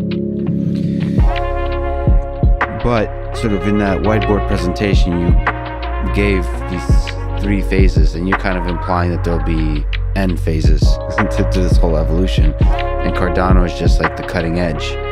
But if you look back to Bitcoin, how would you compare Cardano versus Bitcoin? Sort of where we are, how we started, and how it's going. Okay. So what I did in that video, and I've done in a lot of media interviews, because I think it really helps people understand where we're at in the clock, is face things in terms of generations. And so I said, well, the first generation is Bitcoin. Really the problem Bitcoin was trying to solve is saying, every time we want to represent or move value, we need some sort of trusted third party to facilitate that. So can we build some sort of system where we can create some notion of value that can be teleported around the world and it doesn't require a trusted third party? That's it. And it's done in a beautiful way because it didn't try to be anything else. It just was, you only have Bitcoin, you can only do one type of thing, you can only push it. You can do some things on the encumbrances of multi-sig and other things, but that's a one-trick pony as a system. And it wasn't really clear if that was going to work or not for a long time. It took several years to build up enough network effect and for Bitcoins to actually become valuable. And I'd say the inflection point was 2013. And at that point, it became $1 billion market cap. There were Silicon Valley startups, real exchanges were forming. And it got to a point where there was legitimacy behind the concept, and people started getting, this is a really incredible idea, because I can evade capital controls with it. I can move $10 billion of something from one country to another country in 5 minutes. It's like, I could never do that before. This is incredible. Okay. The problem is the minute that people validate the idea, they immediately want something they don't have. So like the minute Elon can land a rocket, there's the next big thing, right? You've landed the Falcon 9, now you're on the Starship. Similarly, you say, okay, I want programmability. It's kind of like when JavaScript came to the web browser. You went from these static, perhaps pretty, but ultimately static, non-interactive pages to YouTube and Google and Facebook and these amazing, rich, incredible experiences, because now you can actually interact with the user. You can program things. Stuff runs on their side, stuff runs on your side. It's a beautiful two-way relationship. So that's what Ethereum effectively did. They bolted a programming language onto a blockchain, and they went from a certain use case to whatever your imagination can have, like sunshine and rainbows and unicorns and these types of things. So what you're saying is Bitcoin is HTML and Ethereum is JavaScript? Basically, yeah. It was like when JavaScript came. And with like JavaScript, it has all kinds of problems and issues. I wonder who's Flash in this analogy. Well, this metaphor. Let's not. Well, actually, there were plenty of ActiveXs and Flashes. NXT was an example of a failed to start, and BitShares was another example. So there were a lot of people who tried to add some notion of programmability and or a different view of how these things should be done, and they were not as competitive. Ethereum kind of came out at that JavaScript moment. Okay, the minute you have that, then suddenly you have ICOs and DeFi and SDOs and NFTs and all these word salads of things. And then people start using it to get frustrated. Why? Because it's too slow, it's too expensive, it doesn't talk to the things they want it to talk to, and also it gets too big to manage itself. When you're small, you have founders and foundations, and you have trusted actors and core developers, and you can feed them with pizzas, you know them, you can meet them, you can shake their hands at conferences. When you're a multi-billion person system, you're too large to be able to do that. For example, we had the Shelley Summit last year. We invited Vint Cerf to come to the summit. Vint's a brilliant guy, and he had created the internet with Bob and the rest of the gang. And back in those days, it was such a simple, small system that one of their students they said, "Hey, you need to test it." He created a video game just to kind of test the thing. You could call the guy on the other side and say, "Are you seeing this? Are you getting the signal?" He used to have an actual address book for email addresses.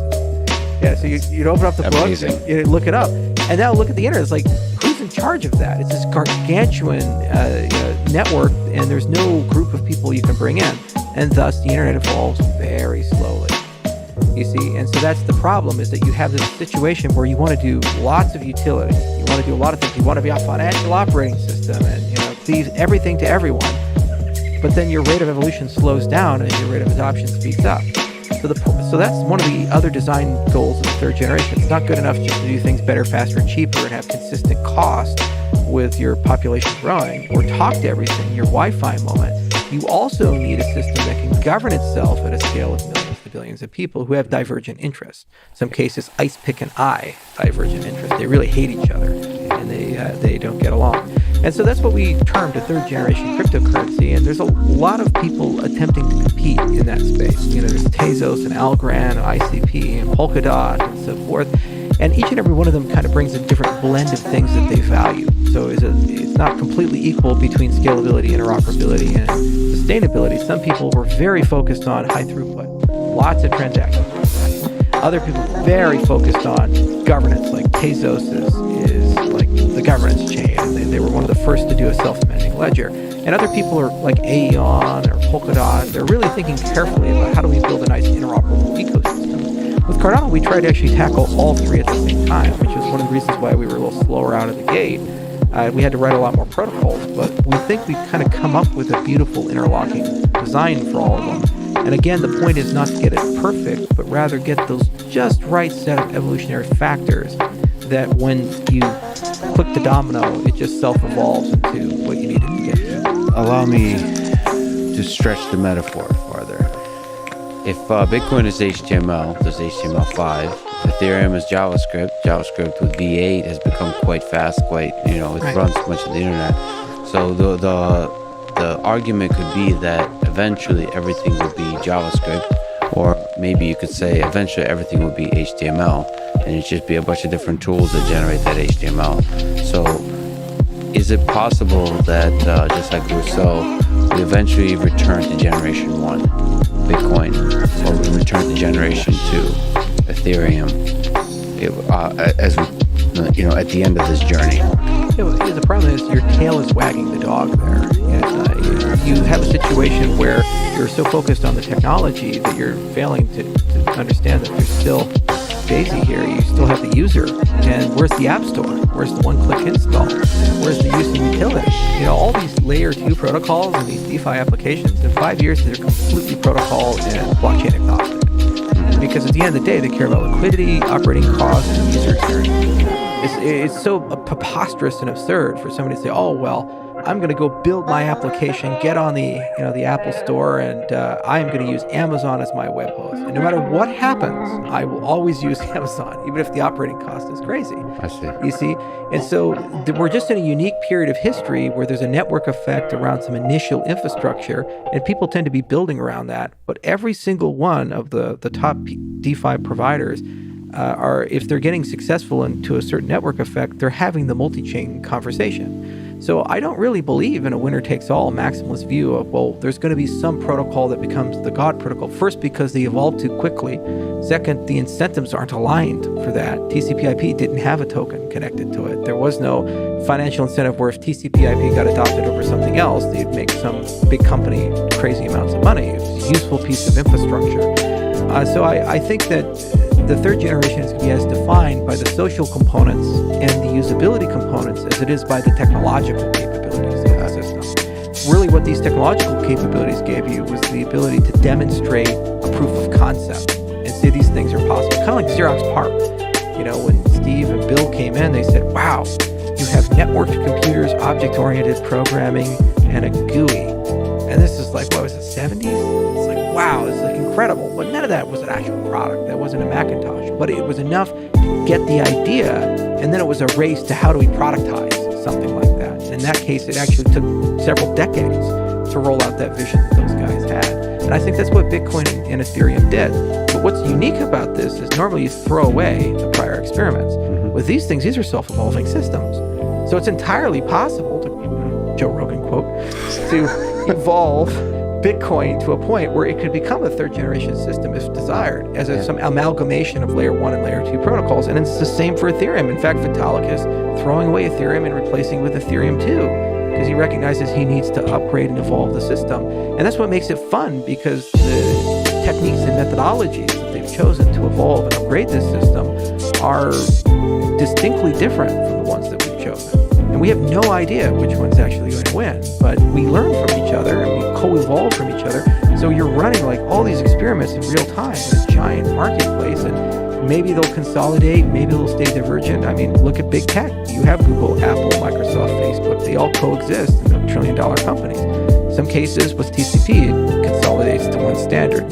That's what we end up using. So what's your intuition with Cardano having the proof of stake and then eventually smart contracts versus the Bitcoin with layer 2 technologies, this kind of evolving creature? Again, you said you can't really predict the future, but what's your intuition why one might be more successful than the other? So the problem with Bitcoin is it is so slow. It's like the mainframe programming of the past. And the only reason it's still around is because there was so much invested in keeping it around that we just kind of have to leave it there. And one day COBOL will die. There's nothing about it from a collection of USPs that's particularly desirable. You have extremely long settlement time. You have extremely low programmability. It is not aware of any other system. There's no native way of issuing an asset in that system. You can't even do a pull transaction. You can't do anything that's interesting or unique there. And yeah, all due respect, it's, Mafia, all due respect, Tom. You got some problems. You need come to lose to me some weight. on the day of my daughter's wedding. I know. So, all due respect to the Bitcoin people, it's like an amazing, incredible first generation thing. And it really, we're all here because of Bitcoin. But the problem is you have to upgrade the damn thing. Just because you were a high school football star doesn't mean that 30 years later, you're still a high school football star in the same shape. You got the beer belly, you're old, you're not doing this thing again. And that's what Bitcoin has to do. There's fundamental improvements that I think Bitcoin can make at the protocol level that would actually make it an incredibly competitive system. Like if they wanted to keep Nakamoto consensus, proof of work, there's ways to enhance proof of work. Mingan Seer did this with Bitcoin NG. Pramod Viswanas did this with Prism. Make it 10,000 times faster, and you don't compromise the fundamental security assumptions that the system has. You can add programmability to it. Blockstream created a language called Simplicity. And so there's actual ways to extend, and we did this with Cardano with the extended UTXO model. There's ways to extend what Bitcoin has, keep the philosophy, the accounting, the way of thinking about transactions, but then suddenly you can now do DeFi and other things. But what they've done is said, we will not evolve the base layer at all, and we're just going to build all this layer 2 stuff, which is usually highly fragile and centralized and requires enormous effort at the base level to do anything. It's not a coincidence Vitalik started as a color coins guy and a master coin guy, hanging out in those circles. He was trying to innovate and do things in Bitcoin, and it was so hard and difficult that he started diverging and going and doing things in a different system entirely.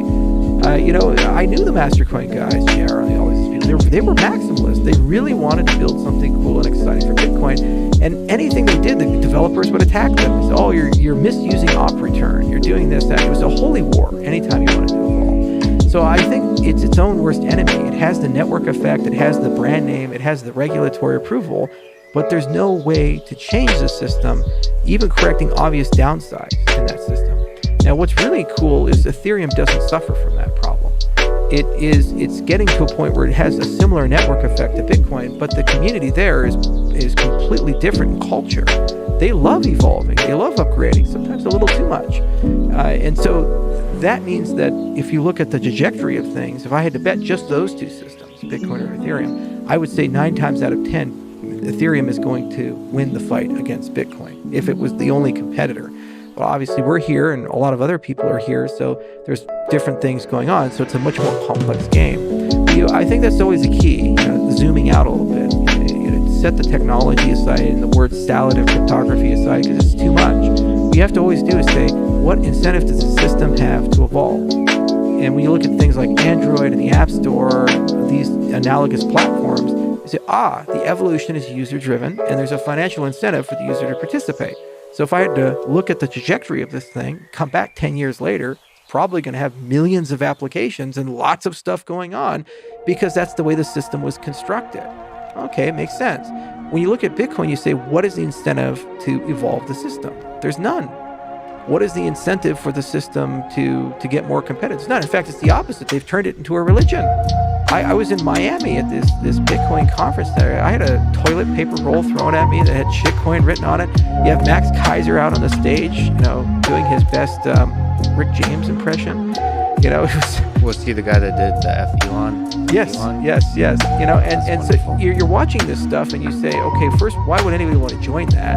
And then second, where is the conversation about how do we achieve something? I started with Cardano, the end in mind. I said, we really want to sit down and build this financial operating system. And the definition of success is the poorest person in the world has access to the same system as the richest person in the world, and they both get treated fairly.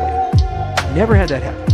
Okay, that's something. You can agree with it, disagree with it, say it's boiling the ocean, it's impossible. At least I have something. I can't for the life of me understand what the hell is the point. When I joined the Bitcoin space way back in the day, it was, hey, we hate the dollar.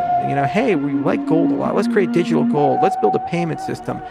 And then it just kind of went all these different directions, and nobody can actually tell you what Bitcoin is for. It's a store of value, okay. If there's some proof of work thing where maybe you're like incentivizing alternative energy to be produced. I don't know. It's like nobody really knows the philosophy. There's no direction. And they say, but don't worry, just buy and hold, and everything will sort its way out. I believe it's HODL. Yeah, HODL.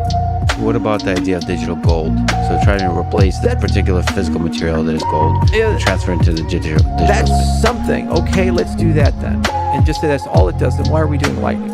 Why are we doing any of these other things? You don't really need with a commodity, a digital commodity, high throughput. You can have slow settlement. You can have high transaction fees, all these types of things, and that's fine. Okay, that's something. Pick it. Well, the idea is to try to come up with technology like the Lightning Network that could have something like gold, but then still build an economy around it. Something with high throughput transactions. And have we ever built a successful banking credit system off of gold? Never. It never works because there's too much volatility in the underlying asset. Would you take a gold-denominated loan for something? If somebody says, all right, I'll give you 5 bars of gold to go buy this car, and pay me back 5.5 bars of gold. Nobody would know in 5 years where they come out in that kind of arrangement. The idea is that the gold is used for the settlement of transactions, and then the actual economy is operating outside of gold, and then you kind of connect back to gold. So we have to go back to the gold reserve, and we tried that for a long time.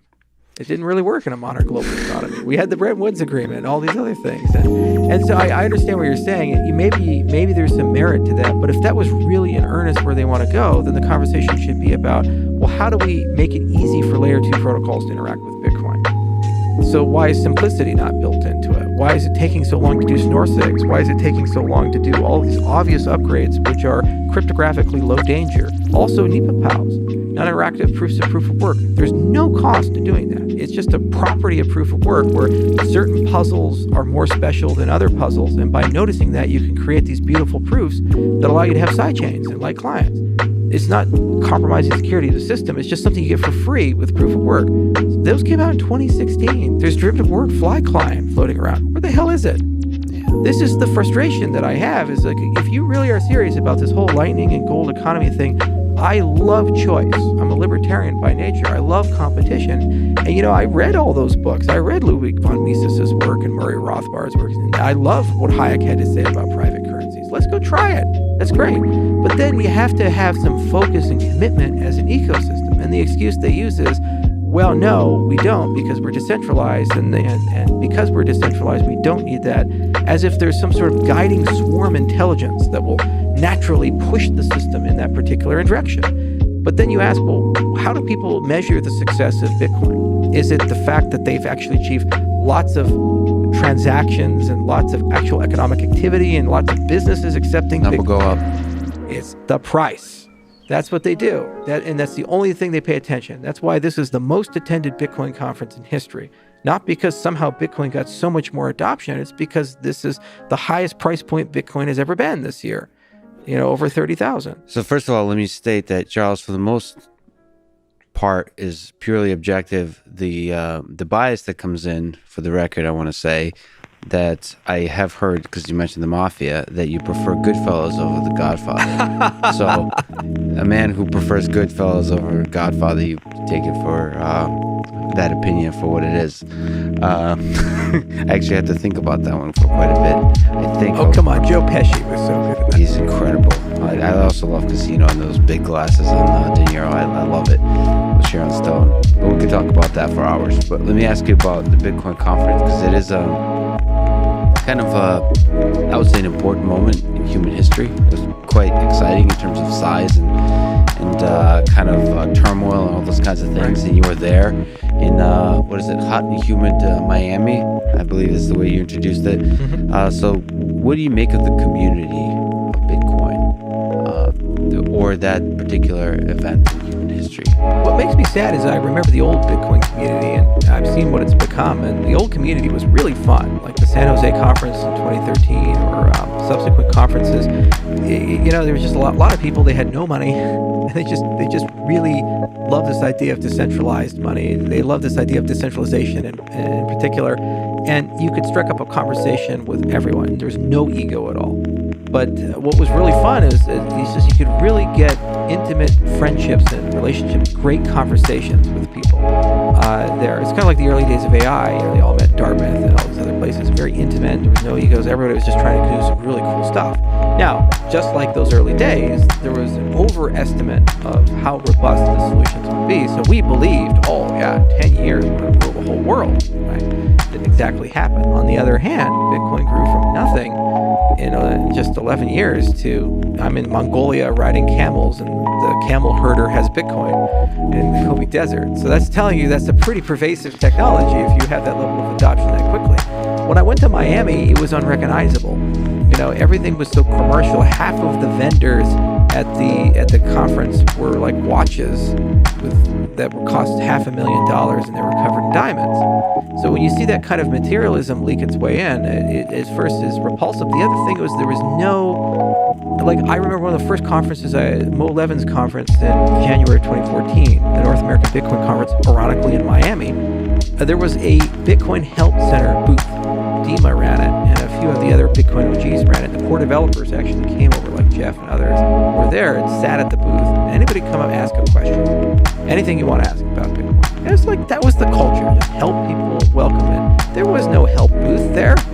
There was no notion of that. There were 6-hour lines and superstars and things like that. And again, it was always the same thing. Look how much money all these people have made. And the whole point of Bitcoin was to redefine the notion of money, redefine the notion of value, these types of things. So it just, I'm no longer part of that. And it made me sad because I really enjoyed being part of it. How I got started was the Bitcoin Education Project. I did a class on Udemy. I gave it away for free. I had 80,000 students, and they would email me. I got 5,000 emails before I stopped answering them. And everyone come in and ask me some question about something, sometimes arcane, sometimes trivial. And I'd take the time to sit down and answer the question or forward the email to somebody I knew who could answer that particular type of question. And there were some amazing people in the early days, like Mike Hearn and Gavin and others, and they were just super committed.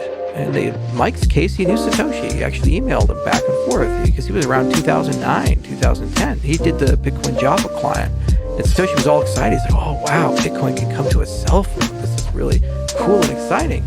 And then what happened? Mike left Bitcoin in 2013 over the whole big block debate that happened. They just treated him like dirt, like he was subhuman or something. So I don't know. The culture has changed a lot. And if they like it, it's good for them. They can enjoy their religion. But it's not for me.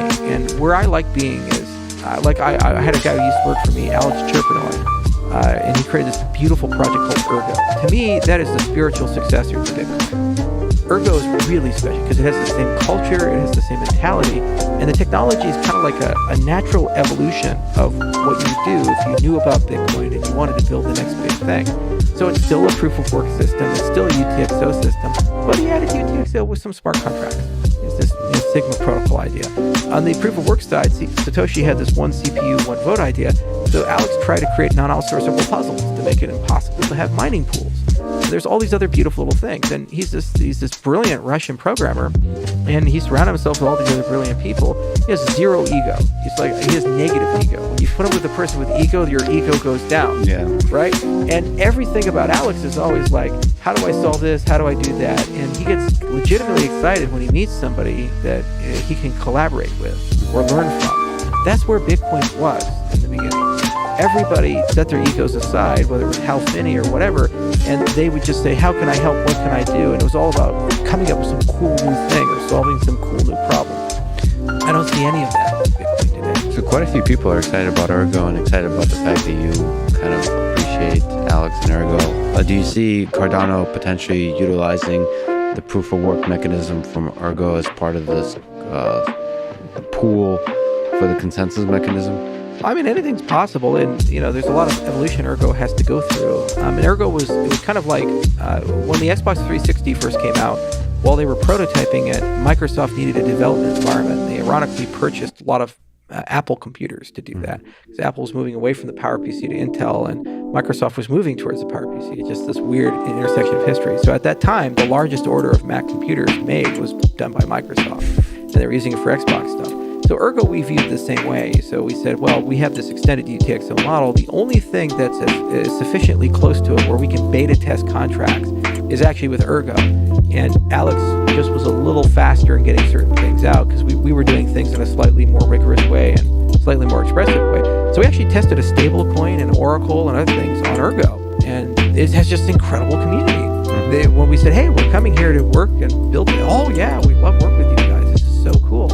The other thing is Alex used to work for us, and he had this lovely project called ScoreX, and it was all about like a pedagogical framework for building blockchains. And if you want to do prototyping or academic research, it was great. It was super modular, and it separated the consensus network and transaction layer from each other in just the right way so that you can make it modular and mix and match things. So you can put secure Kademlia in, or maybe a different network layer and a different consensus protocol like proof of work or another proof of work and so forth.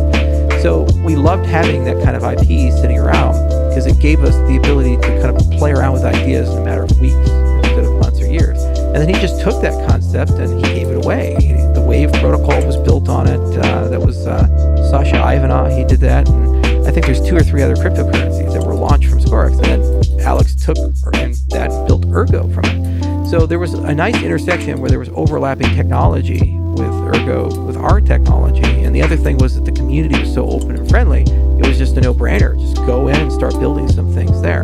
Now, in terms of evolving ideas, the whole Sigma protocol idea is very different, and it's very interesting. And there's a guy at Boston University, his name will come to me in a second, who came up with this stuff. And I think there's some merit there, especially as we start moving closer to this idea of blockchains being used to validate proofs instead of running computations. What's the Sigma protocol, by the way? So it's just a way of expressing scripts. And basically, you get these concise representations of proofs, and then you can say, okay, the script is correct, but you don't have to run the whole program. So there's a lot. I'm not doing the topic justice. There's a lot more to it, but that's the basic concept. And in a redeemer validator model, you need stuff like that, because as your model gets more complex and a lot more things happen, you don't want to have a situation where I have to replay a huge amount of the UTXO graph to be able to get to a point where I have the state of the system. You need some mathematical artifact that gives you the state of the system quickly, and then you're say, okay, I now know what computation thread I need to run to be able to get enough to be able to redeem this transaction. So he just found a more compressed representation of it. The math doesn't matter. What matters is there's a whole beautiful field that thinks about this type of stuff, and it was never once linked before into our industry. The brilliance of Alex was to actually realize you could do that and pull those things together, and it may actually have some merit. But by no means is he the only guy that does this stuff. There's actually other approaches in verified computing that have explored that. Like my favorite came out of Microsoft research is a project called Pinocchio, and there was a follow-up called Geppetto. And the basic idea was that it's fortuitous that you have these computer science problems like hashing, where you can do all this computation, and once you've done all of it, you found this magic number that you can verify that the computation was done correctly. So the proof of work works this way.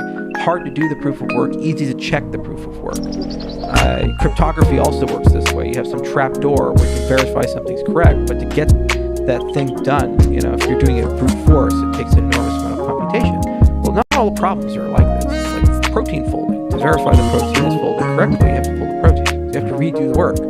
But what if, for arbitrary computation, you can take a problem and then you can generate a proof that you've done that computation correctly, and the proof validates in logarithmic time. Wow, that's incredible, right? Well, Microsoft actually wrote a paper on how to do that with Pinocchio. So that's another example of these types of things, these roll-ups of things, where instead of doing the computation on chain or trying to create some sort of replicated machine that does all this stuff, you instead just say, okay, only thing I'm going to use the blockchain for is to check your proof. Mm-hmm. But I'm going to turn it into a distributed computing problem, and any person in the world can do the problem on any server, untrusted server even. Mm-hmm. Because you don't have to trust the output, you trust the proof, and the proof is deterministic. It tells you these things.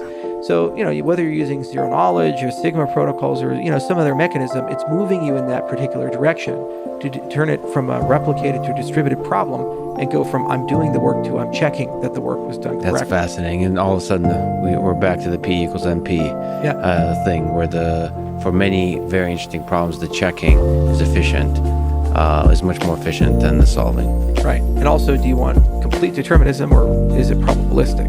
Because if you relax that requirement a little bit, then suddenly you have a broader class of things you can construct this stuff for. You mentioned UTXO. There's a paper titled The Extended UTXO Model.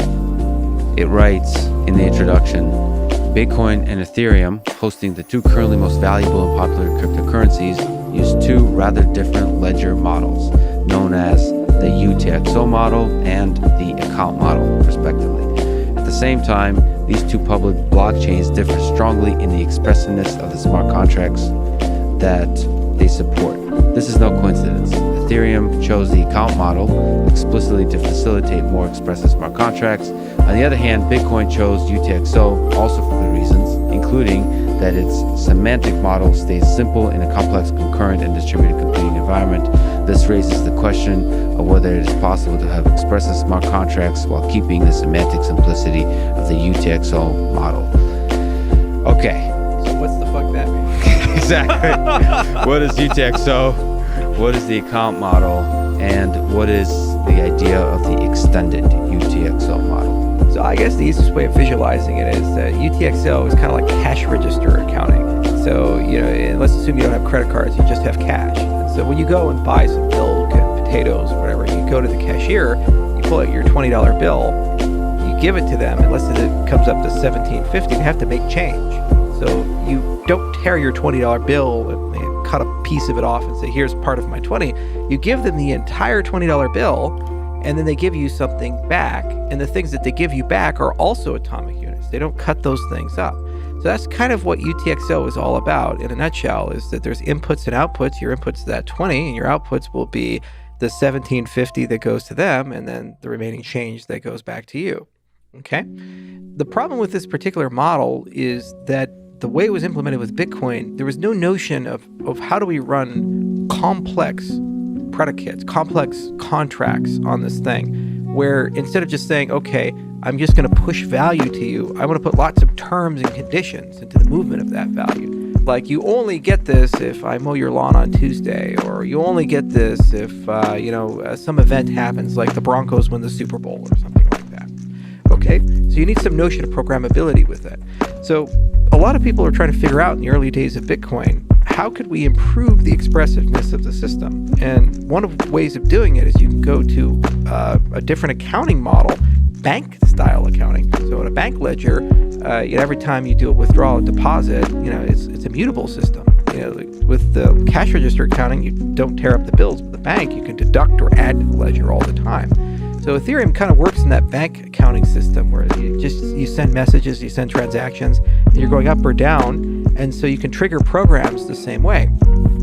So what we did is we said, okay, if you take the UTXO model and you have some data to it, and instead of saying it's just a digital signature, but it's in a script, you could basically create something that's still the same as cash register, but now you have programmability, and the big difference is local versus global. So in the case of UTXO, your scripts are your concerns. So whatever's going on in that cash register has no bearing or impact on the other cash registers. But when you look at bank accounting, you have to know the state of the entire banking world to be able to make that work. Why? Because if that transaction is inbound, that wire transfer is inbound, you have to know those funds are actually there. That thing is actually happening. So when you have a global state for a program, it's like you could do a lot more with it, but it's a lot more dangerous. And so you have to build all these mechanisms to try to protect yourself from it. So what we did is we said, okay, add data, add a programmability, and you're kind of in this nice Goldilocks zone between what Ethereum did with an account style model and a global state system, and you're not as restrictive as Bitcoin. You're still in a Turing complete world. You can still run all kinds of things. And then any standard mathematician, they'll say, okay, well, is it isomorphic? Is there a mapping between this? What type of function can I actually take something expressed in one structure and transmit it to the other structure and properties are preserved? So we wrote a paper, it's called Chimeric Ledgers, where we actually showed that UTXO, extending UTXO, and accounts are somewhat similar in that you can map things that happen in one system to the other system. The properties are preserved between the two. So in practice, what's nice about extended UTXO is that you can put infrastructure on top of it to make the development experience relatively similar to the development experience of what you would do with Ethereum, but you don't have to worry about this global state. So when you talk about sharding, it's a lot easier to do that. It's a lot more conceivable to that. And also you get determinism in the system. So when I have a Pluto smart contract, whatever I run locally is exactly what I expect to run in the system. When you have a concept of this mutable global state in the system, whatever you run locally is not necessarily what you're going to get when you actually push it into the system. So you may misprice things and the contract will fail. It doesn't ever happen in the Plutus world. So you get a lot of advantages with this particular model. The downside is that it's a little bit less expressive on the boundaries and a little bit harder to write certain types of software with it. But again, how you resolve that is you kind of build higher level languages and other such things that compensate for these types of things, and design patterns that compensate for these types of things. The other advantage that we have that's really fun and exciting is that Bitcoin lives in this model, and there are other UTXO-based systems, and so they're all talking about smart contracts as well, and they'd like to continue working in the UTXO model. So if you're a Bitcoin contract developer or other things, there's actually already a group of people that understand this very well, and that's still a fairly large part of the mind share of the entire space. So there are no silver bullets, and anytime you pick a particular model, there's an upside and a downside, and there's different ways of doing things from cash register accounting or bank accounting. You can even do different accounting models. But we felt this was kind of the best first step to go into, because we started with something very familiar that had a long history behind it, and it maps very beautifully to functional programming principles. This concept of immutability and these things, and much more strict management of state, and no notion of having this global concept that you have to kind of manage as you break up the system. Now, in practice, what does this mean to the developer when they actually start writing an application? Not too much. There's going to be a little bit of retooling and some new patterns you have to learn, but in practice, you can still do the same things. You can implement a Uniswap style thing. In fact, we even wrote that code with the Plutus Pioneers program, so you can go to YouTube and watch a lecture and see how that's done. You can do a stable coin, you can do an oracle, you can do interactive contracts. It's just, it has to be done a little differently than the way that you would do it in an account style model. Just like you can write an application in Java, you can write an application in Haskell. They both can do the same thing, but the code is going to look different, and the canonical way of looking at things is different. So in terms of Oracle networks, what are your thoughts about Chainlink and external off-chain data sources and everything we've been talking about now with the extended UTXO model? Yeah, I mean, trying to do smart contracts without Oracle is like trying to have sex with your hands on. I mean, it's not really fun. It's not exactly the best of things. It's the way I've been doing it all these years. I didn't know. For any other person, Lex, I wouldn't believe you, but for you. That's why I'm single. This makes so much sense now. Okay, so anyway, you need the outside world to be injected into your system, right? I'm trying to keep a straight face. I am. It's great. You need the outside world to make your system useful. It's like all the kinds of things that you care to do with a smart contract usually involve human beings and information streams aggregating and doing something. So the Oracle is a super important component in practice for any smart contract involving any notion of value. You need to know when things have happened, how they happened, who won, who lost, etc., etc. So first, where do you get the data from? So what's the aggregator? This is why we love our relationship with Wolfram. Because one of the things you'll know about Wolfram as you get to know the guy is he's a data pack rat. Every email, every communication, every interaction, he's archived somewhere. Like last time I talked, he said, "Oh yeah, I have emails from you from 2012." It's like, you still have those? Like, yeah. Every keystroke is written down and stored somewhere. So if you use Wolfram Alpha, it's a simulacrum of the way his mind thinks. So you can query the system and be like, oh, how many shipwrecks have happened in Florida between 1950 and 2000 that have resulted in more than $1 billion of cargo loss and at least one fatality? And it'll return an answer. Yeah. I mean, he has this incredible source of data that's computable. For people who don't know, Wolfram Alpha is more than just the thing that assists you with your math homework in high school. It's actually this giant network of data, of like weather data, of location data, just statistics, all kinds of. It's doing the aggregation in a way that you can query across data sets, and it's exactly this kind of idea. It basically represents the very kind of thing you would hope to be able to query off-chain as part of the smart contracts. Right. But the only downside is it's centralized. And that's always the Achilles heel of Wolfram, is he tends to like proprietary things, and he tends to like centralizing things, and mostly because he likes running the things. And everybody can have an opinion on that. The thing, though, is that after you've done aggregation, there's a question of injection. How do you get that data into the system? And you can do that in a very naive way, where you can say, I'm just going to attach a public key to it, and it'll sign for that data feed, that injection, and then somehow I'll just trust it as it is. Or you could try to make it more complicated. You could weight data feeds from different sources and have the notion of truthiness or a veracity metric or something like that. So Chainlink is just one of many different philosophies that was born out of the academy. I believe Ari Jewell was connected to it, and there's some good people on that side. And it has a philosophy about how do you aggregate, a philosophy about how do you inject, and how do you create incentives so that that process over time gets more federated or more decentralized instead of centralizing around one particular setup. Now, closely related corollary to this is computation off-chain. So as I mentioned, smart contracts are intimately connected to Oracle. The question is, how much pre-processing and state management are you going to do outside of the system versus what do you do inside of the system? So it's a very interesting balance between these two.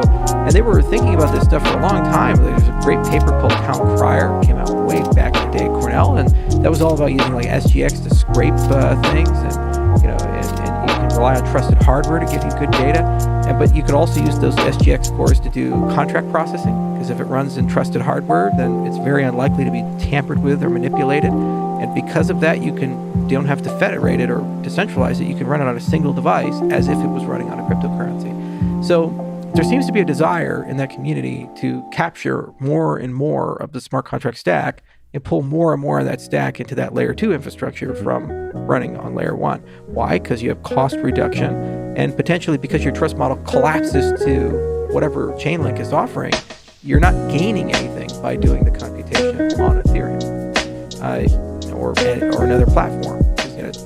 You ever watch The Simpsons? There was this beautiful episode where Mr. Burns wants to turn the power off in Springfield, and it's the perfect analogy for information security. So he and Smithers, they go through this elaborate series of doors and secret passages and guard dogs and robots and shit to get to the center of the power plant to turn off the power. And when they arrive at the center of the plant, there's like this stray dog that's inside the room. And there's this wicker door screen door that leads to the outside. And you're like, well, why the hell did you go through this elaborate series of doors and things if there's like a back door into your system? Yeah. Well, that's basically a real life analogy of the relationship between the Oracle and the smart contract. You're only as good in your InfoSec model as your weakest link, and it doesn't matter if all of your computation is decentralized if you're at the mercy of your data feed. Because I can just manipulate that and break the entire security model of the system. You'll perfectly execute the wrong answer. So they say, well, if you're trusting us anyway, why don't you pull more of what you're doing on chain into our stack, which creates more transaction fees for them and more value for them. But there are many different ways you can do oracles. And when earlier I was talking about the biology of these things, cell differentiation. The minute that you admit heterogeneity in your system and you start having cells like stake pools or things that are on and 24/7, then you can start asking the what if question. Why don't you guys, just also provide data feeds? Why don't you guys also provide state channels or payment channels or generate random numbers for me or whatever? And you're now a service provider. You're making the blockchain full-time, but part-time you're doing this. If you're making bagels, you can probably make donuts, that type of a concept. So I think that type of competition is going to be very difficult for a lot of these layer 2 protocols that aren't tightly coupled with the protocol. Because the ones that are tightly coupled with the protocol, they have a built-in trust advantage. They've already built a commercial reputation. There's already an increasingly more decentralized set. The other thing is you don't need a token. You can just use ADA. You don't need an Oracle coin for these types of things to work. And by the way, that's just for the injection component and the veracity attestation. So is it true or not? That's not about the aggregation. That's still a tremendously time-intensive, expensive proposition. There's only a few people in the world that have what Steve has with Wolfram. And those guys, by just cutting off those supply, to replicate what they have is something that costs hundreds of millions or billions of dollars. And so it's an interesting question of how do you incentivize decentralized aggregation of information? It's kind of what Towncrier and other protocols were trying to achieve. So maybe you can say how Towncrier works, because it's like, what's your vision? You're now partnering with Wolfram Alpha, in sort of exploring this partnership of data and the blockchain. What's your vision for a possible distributed version of Wolfram Alpha? Well, the first step is just say, can we use this as a feed, and they can be what Bloomberg is to the financial markets. So you have a terminal and you have something, and there's always a value of at least offering choice. And so it's not like we're anti-Chainlink or we're picking winners and losers. It's an open protocol, it's an open system. So if we're successful, Chainlink will migrate, or it will at least support us, because they like money. They like users, they like liquidity. It's a disservice to their community not to support a potential customer set. But you're going to have a spectrum from the desire to do a completely decentralized aggregation, curation, injection, and veracity attestation to a completely centralized, vertically integrated set. You need to be able to have that whole spectrum and offer that to the smart contract developer to decide what makes sense. By the way, a lot of cases, they're going to be their own Oracle. So for example, the World of Warcraft example that I gave, it's a completely centralized thing. It's a video game run by a single company. There's no sense in saying that we're somehow going to decentralize that. What they're just trying to do is extend their currency or NFTs or whatever into new marketplaces. So the minting of that is controlled by a single entity, and the world state of that, you just have to trust Blizzard to inject that into the system. You could try to imagine some sort of sentinel group of people within the game who keep Blizzard honest is completely unnecessary because they can change the rules of the system arbitrarily. So in that case, you're optimizing around efficiency and cost reduction. So you'd want a single feed that gets injected into the system from them. If you look at a stable coin that's algorithmic and it's basing its value on the aggregation of many different exchanges, that's the polar opposite example. Because there you're saying, okay, what's the price of my asset relative to some basket? Well, how do I know that the price feeds I'm looking at are accurate? You have to look at Binance and Bittrex and all these other things, or maybe there's conventional Forex exchanges or something like that. Okay, well, how do you weight that? And how do you clip outliers? These types of things. That's a completely different conversation. And there's a lot more mechanics you have to put in for that bundling and attestation of the veracity of the data feed. And what happens if you get it wrong? Your stablecoin gets mispriced and everything goes to hell. And, the markets will eventually correct it for arbitrage-seeking behavior, but anything that was built on that will fail in the short term. So Oracle's really just a game of, you have to build a standardized interfaces and make it as easy as possible for people to do that, and then let people choose how they want to inject data and what level of assurance do they need behind that. And the question is, how much do you leave to the user versus how much does the protocol take care of for you? And it's a difficult design question. For our part, we love working with Steve and Wolfram, and they're a great company, and they really have some bright people there. And we know on the data set they're second to none. And because not only do they have it, it's computable. You can do all kinds of things and manipulate with a very rich query language. So that's a great thing, and we want to make sure that that's accessible to developers and Cardano. But remember, they're like Bloomberg. It's a centralized feed in that respect. So if you want to build a Chainlink-esque competitor, there's other protocols you could do for that. Now you asked about Town Crier, and that was an attempt to kind of sweep the oceans with the net. Get the data through a decentralized way. And that was just saying, hey, let's use trusted hardware to go read law, all kinds of websites and other things. And because it's trusted hardware, the scraping is non-biased. If you find something inconvenient to whatever the person who's scraping is, the trusted hardware will still do it, and it can't be changed. You'd have to manipulate SGX to do that.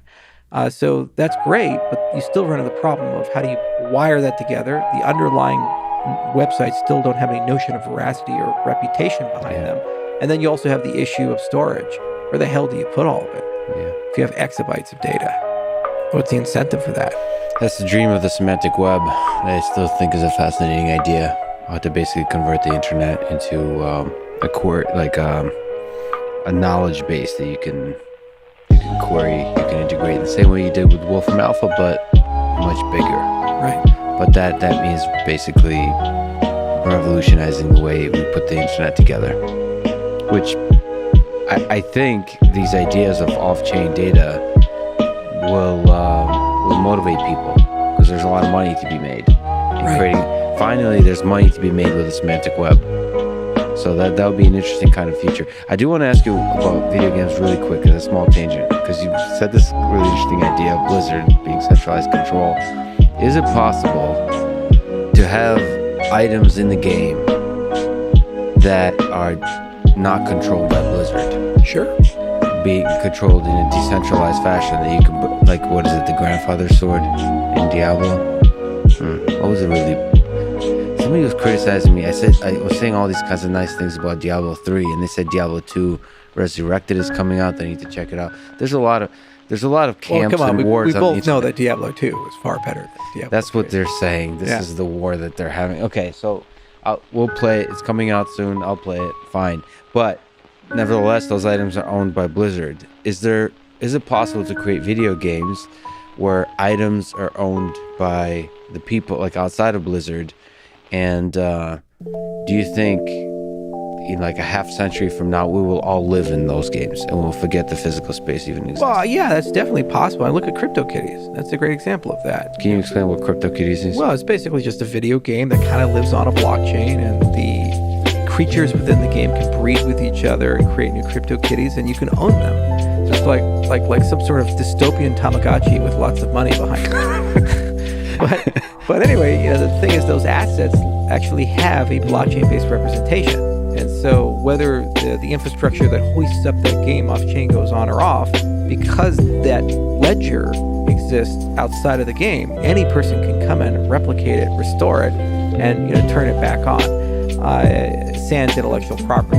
So yeah, it's completely possible to break your architecture up where you have a notion of the player part, and then you have a notion of the experience part, and you can interchange experiences, almost like you do cascading style sheets or something for, have different presentations, and the ownership of the underlying layers, the players.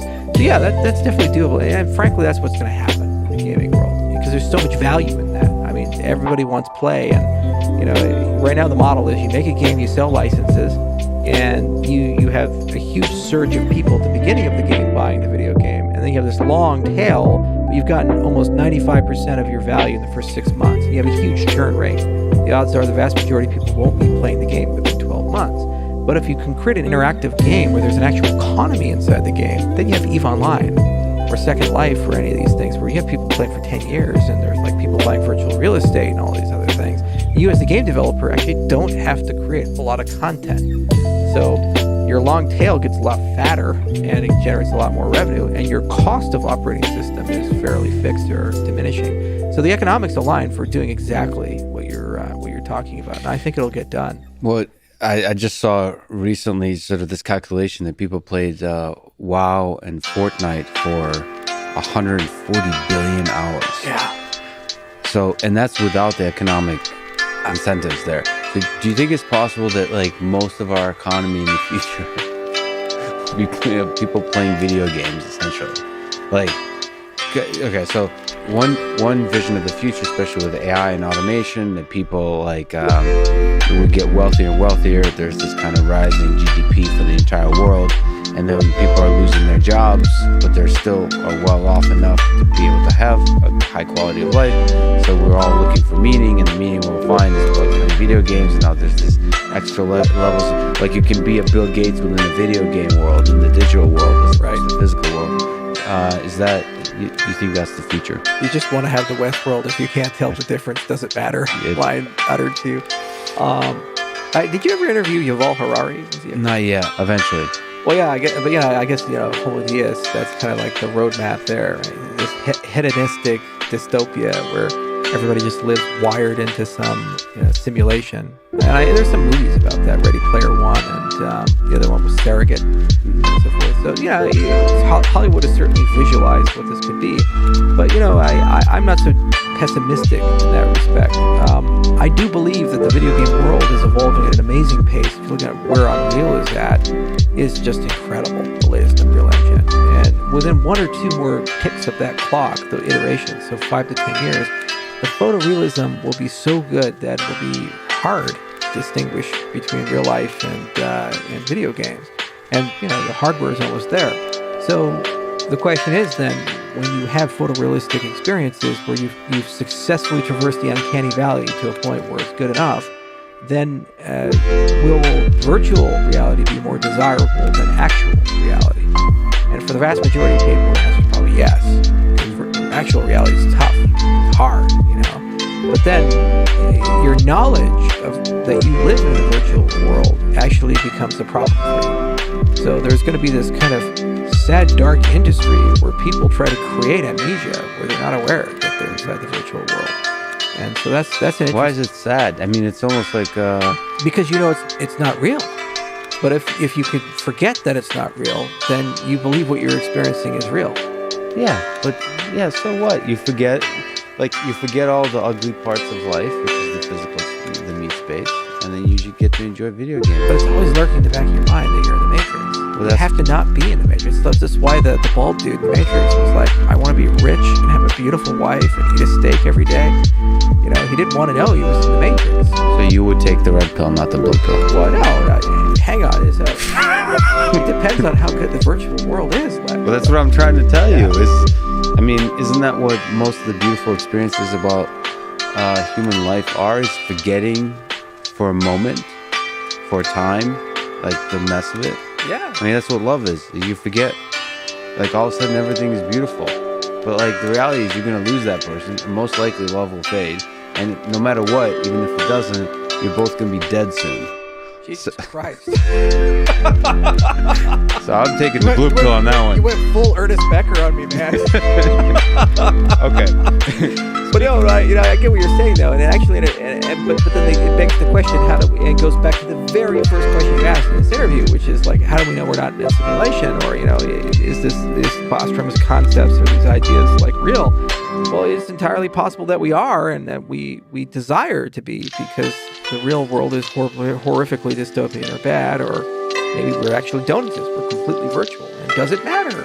And I'd argue that it probably doesn't at some certain point. If you're at the end of your life in your 90s dying of cancer, the fact that you can live out being young, healthy, and 25 is probably a desirable thing. No one would ever complain about that. Where it becomes problematic is if the vast majority of society enters this virtual simulacra of reality, and as a consequence, nothing works because there's no one to do anything. Society falls apart in that respect. There's no desire to do anything in the real world. Innovation stops. The desire to actually do real work stops, because you're always inside this virtual economy. So I don't know. It's an interesting question, but drawing it back more to where we're at today, the evolution factors are there. VR is evolving at a very rapid rate. The game engines are just incredible today, and they're really doing amazing things. And there seems to be an overwhelming desire for people to escape the harshness of the realism, just by evidenced by how many billions of hours have been spent playing video games. People still play Skyrim.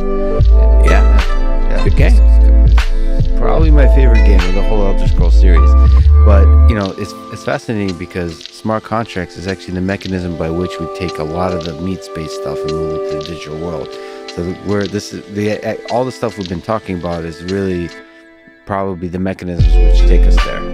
Which I find that world not dystopian. I find that world quite utopian, because there's so many opportunities to create beautiful experiences. But since we're talking about the future, let me ask you a timeline question.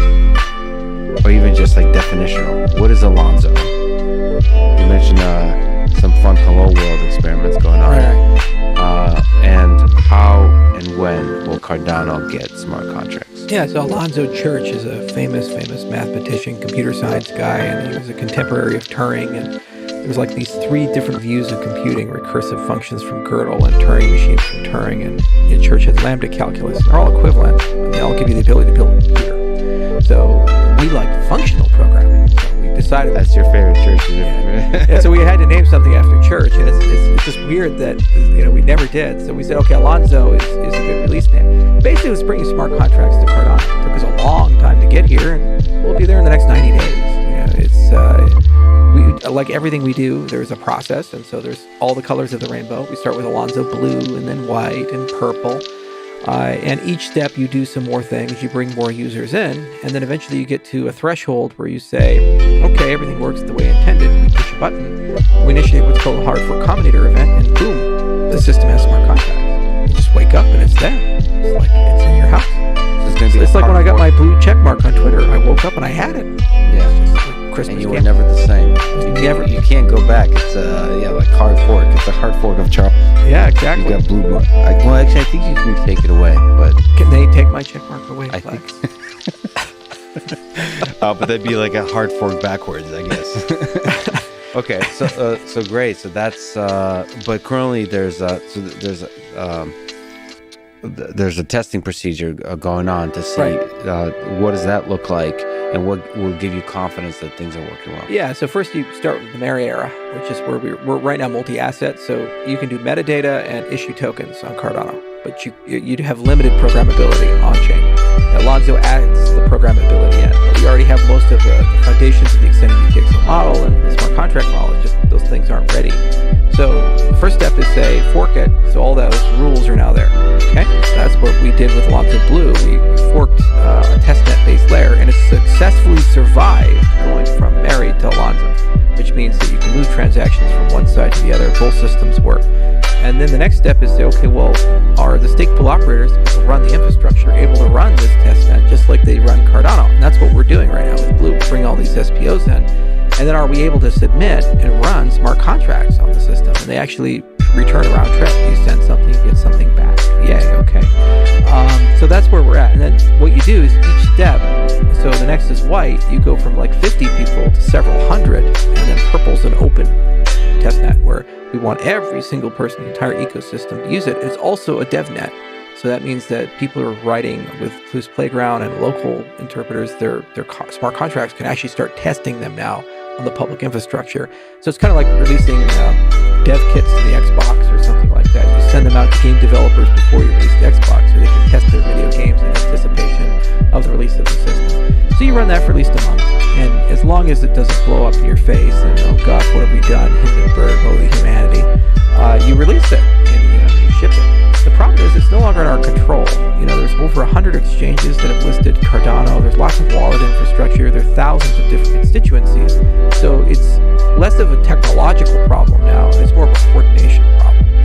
So you have to evolve in a very methodical way. And each step of the way you bring new actors in, they get ready for it. They upgrade their infrastructure to it. And then like shells, eventually you get to the outer shell, which is the hard fork for the general public. And if you've done it right, like that blue check mark, you wake up and it's exactly the same. You just get a little update. Update your client. And they start demanding more due. Is there stuff you're worried about in terms of like when something's this tricky, goes up several orders of magnitudes in terms of scale? Are there problems that you foresee? Is there like we said, there's game theoretic aspects, all those kinds of things.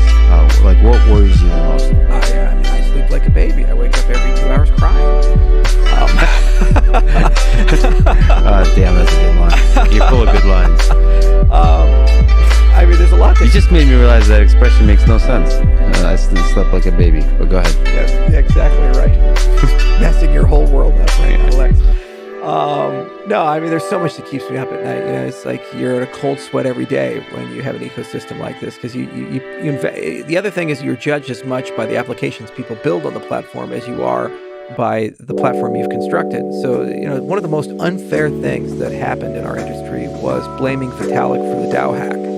He didn't write the code. He wasn't responsible for it. A completely independent, different team. And because it blew up, a lot of people just developed this idea. Ethereum is not secure. EVM is fundamentally broken. And it's true there are some issues there, but come on, that's like saying, oh, well, Photoshop didn't work. Fuck Bill Gates. Yeah. And that's the issue is you get as a platform developer, coupled with the wins and losses of your application developer. So if they go do amazing things, it's like, oh yeah, Windows is great, we love it. And if they go do terrible things, they're like, oh man, I guess he's trying to kill all of us. So what we're kept up at night about is not just what we've constructed, but also how do we curate an ecosystem and foster the development of an ecosystem where you have assurance baked into the application and that's somehow expressible to the user. So when you download your smart contract or you click your one-click install to use your Uniswap clone or whatever the hell it is that's deployed on Cardano, you have a little green check mark or something that indicates to you that somebody audited the code or followed a specification. The lack of that is problematic because then first there's impersonations, the whole MyEther wallet thing, or like your videos or my videos are the same. Every comment there's a bot that says, hey, give me some money or something like that. That kind of stuff happens. But then just protocol level flaws, like what happened with the DAO hack. That's what really keeps me up at night. How do you resolve that problem? Because I don't hire these people. I don't tell them what to do. I didn't tell them how to build things on the platform. They may have tons of experience and knowledge. They could be Simon Peyton-Jones, or they could have absolutely no knowledge whatsoever, and they read one tutorial and they've written 3 lines of code in their entire life, and they've deployed something horribly broken, copy-paste, and suddenly it all goes to hell. I'm judged by both. That's what really keeps me up at night. And we're, as a company, trying to figure out, and as an ecosystem, trying to figure out standards. Like at University of Wyoming, we're setting up the Smart Contract Engineering Institute. We're negotiating with them right now. And the goal there is just to create some, standards for how to certify smart contracts. And so that you can get that green check mark and know that it actually has some assurance level behind it. But God, that's a huge coordination problem. And it's a huge information presentation problem and incentives problem and so forth. And unfortunately, people who value being first to market will kind of piss in the pool for everybody else. In terms of, maybe you can comment on the topic of decentralized exchanges. What kind of decentralized exchanges exist? What are they, first of all, and what kind would you like to see built around Cardano? Yeah, so people want to create exchanges that don't have custodial risk. The point of exchange is to build you a marketplace where bids and asks can find each other. People can meet and trade. You can find a price. You can get liquidity. So, you got gold. You want to turn your gold into dollars. Okay, well, somebody has to create a marketplace for that. So like Coinbase is an example of a marketplace, but it's centralized. But the problem is you have custodial risk. So when you put your gold and your dollars, your digital representations of these things into the exchange, what if Wally, Eve broke up with him and now he's really sad and he's gone to the dark side and he's become Wally the hacker. Okay, so he can go and sneak his way in and hack into Coinbase and steal all your gold and your tokens. So instead of you actually being able to swap these things, you've lost all your money. And there's other problems too. Let's say Daisy has now come in and become a regulator and said, I don't like these exchanges anymore. I'm just going to shut them all down. Yeah, and then you have no access to it. So you have sovereign risk, you have the risk of threat, you have regulatory risk, you have the issue of banks maybe cutting you out. So it's been in our industry for more than 10 years. Mt. Gox was the most famous example of that. They collapsed, I believe, in 2013, and hundreds of millions of dollars was lost over the course of a while. So the point of a DEX is saying, can we do what a marketplace does, but not have Coinbase, not have a central actor run this thing?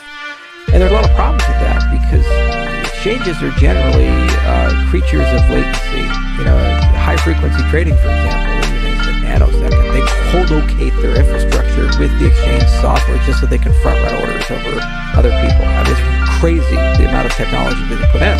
So the traditional Wall Street version of an exchange is very centralized, very fast, very optimized, and kind of behaves by a very close set of rules.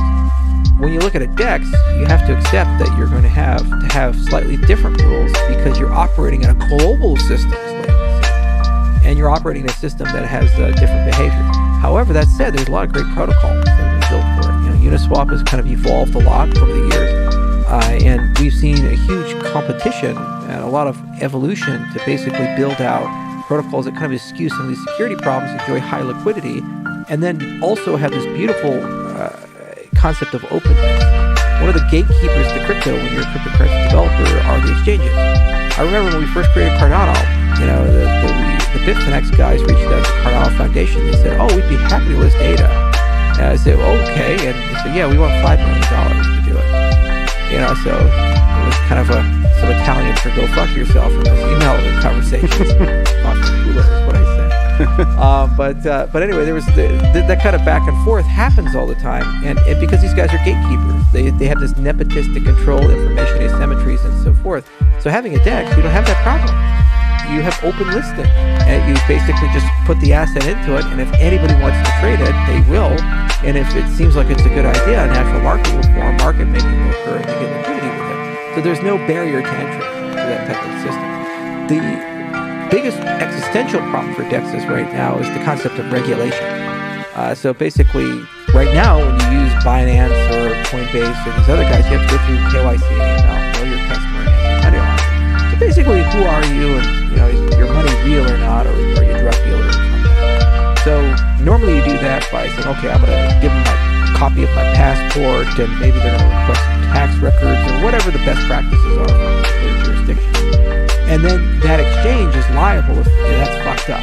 So if the government comes in and says, hey guys, pull your compliance records, and they find discrepancies, they'll actually put the exchange out of business or fine them very heavily. JP Morgan Chase got $19 billion in fines in the last 20 years for various compliance issues, amongst other things. So it's expensive and very difficult thing. And a DEX, it's an open system. You just have value coming in, not identity. So all these things are trading amongst anonymous accounts, and so there's no notion of compliance right now for that. So a lot of regulators are coming in and saying, this is just a cesspool for terrorism and drug dealing and bad stuff. And they're word salad of bullshit. But it is what it is. You have to deal with these guys. And so there's been a lot of discussions of, can we take DEXs and we keep the openness and keep the liquidity and no counterparty custodial risk, and can we add some notion of compliance to that in a decentralized way that doesn't require a single actor to be a gatekeeper? So I think actually by combining DIDs and decentralized identifiers, that's the way to do it. But it's actually the next generation of technology, so regulating that. Who regulates that? How does that work? And so forth. But I think ultimately those are going to be the only marketplaces that end up surviving in this current environment, if your desire is to exit to $1, if you don't really care about the fiat side, like traditional legacy currency, you can always do things in a shadowy, unregulated way. But I mean, it's a personal preference in a business. Can we kind of return to proof of work and proof of stake? There's just so many topics I want to talk to you about, so I'll jump around a little bit. But at the Bitcoin conference, Jack Dorsey spoke. I believe he said Bitcoin changes everything. I think you made a video for Jack trying to explain different ideas to him. I guess describing the difference between proof of work and proof of stake, as we've talked about. Right. What do you hope Jack Dorsey comes to understand about the difference between proof of work and proof of stake? Well, I hope he understands it's just a resource. That's the entire point of the video I was trying to make. It's like, dude, you're like in this cult where you think the only way to be secure is proof of work, and somehow proof of stake is less secure than proof of work. I don't even know how you put those inequalities there, because you're talking about apples and oranges. You're making different trade-offs, and there's different assumptions about the nature of the people involved, but the mechanics are the same.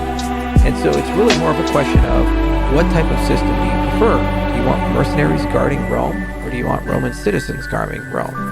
Okay, and as the Romans learn, it's better to have citizens usually do that. Okay, and that's the only point I was trying to make to Dorsey. And I don't think he watched it or particularly cared, but it was more of a video for everyone, and to start that dialogue of realizing that the real game is not, is proof of stake better than proof of work? It's how do we go from 1 to n, and what should n be? Yeah. You just mentioned that semantical addressable web, going back to IPFS and these other concepts.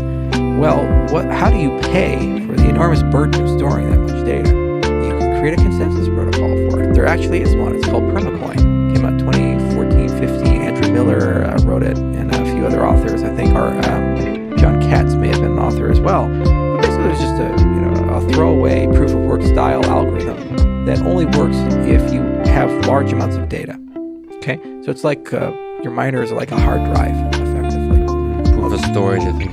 Yeah, this type of stuff. And there's been since then many iterations, evolutions of that type of protocol. Okay, so what if you throw that into your resource bag? Now you have a capacity in your system for storing huge amounts of information. That's incentivized by the way the system works. And you can balance that with a proof of stake system. And you can balance that with let's say you have proof of useful computation. We may have a paper on that, who knows, coming soon. And what if you have a proof of useful computation where maybe you do walkstat or something, who knows? With something like that, okay, well now you have 3 resources inside your system, and those 3 things keep your system secure, they keep each other balanced, and they just so happen to create the world's largest supercomputer that's programmable, and it just so happens to create the world's largest database that's programmable, in addition to having a shareholder-style model for ownership inside of it to kind of balance these things out so people care about the appreciation value inside the system. So that was my point to Jack, is you're a business guy, why are you betting all your eggs in one crazy model that's a cult? Step away and realize that does something. It's a tool, but saws aren't the only tool in the toolbox. There's hammers and screwdrivers and other things.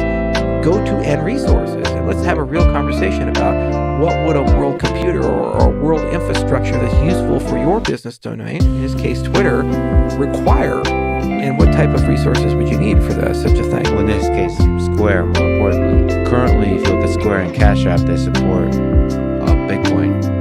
He is kind of all in on the proof of work idea. Not all in, but currently kind of that's the one supported I guess there's idea. Just a tip in proof of work.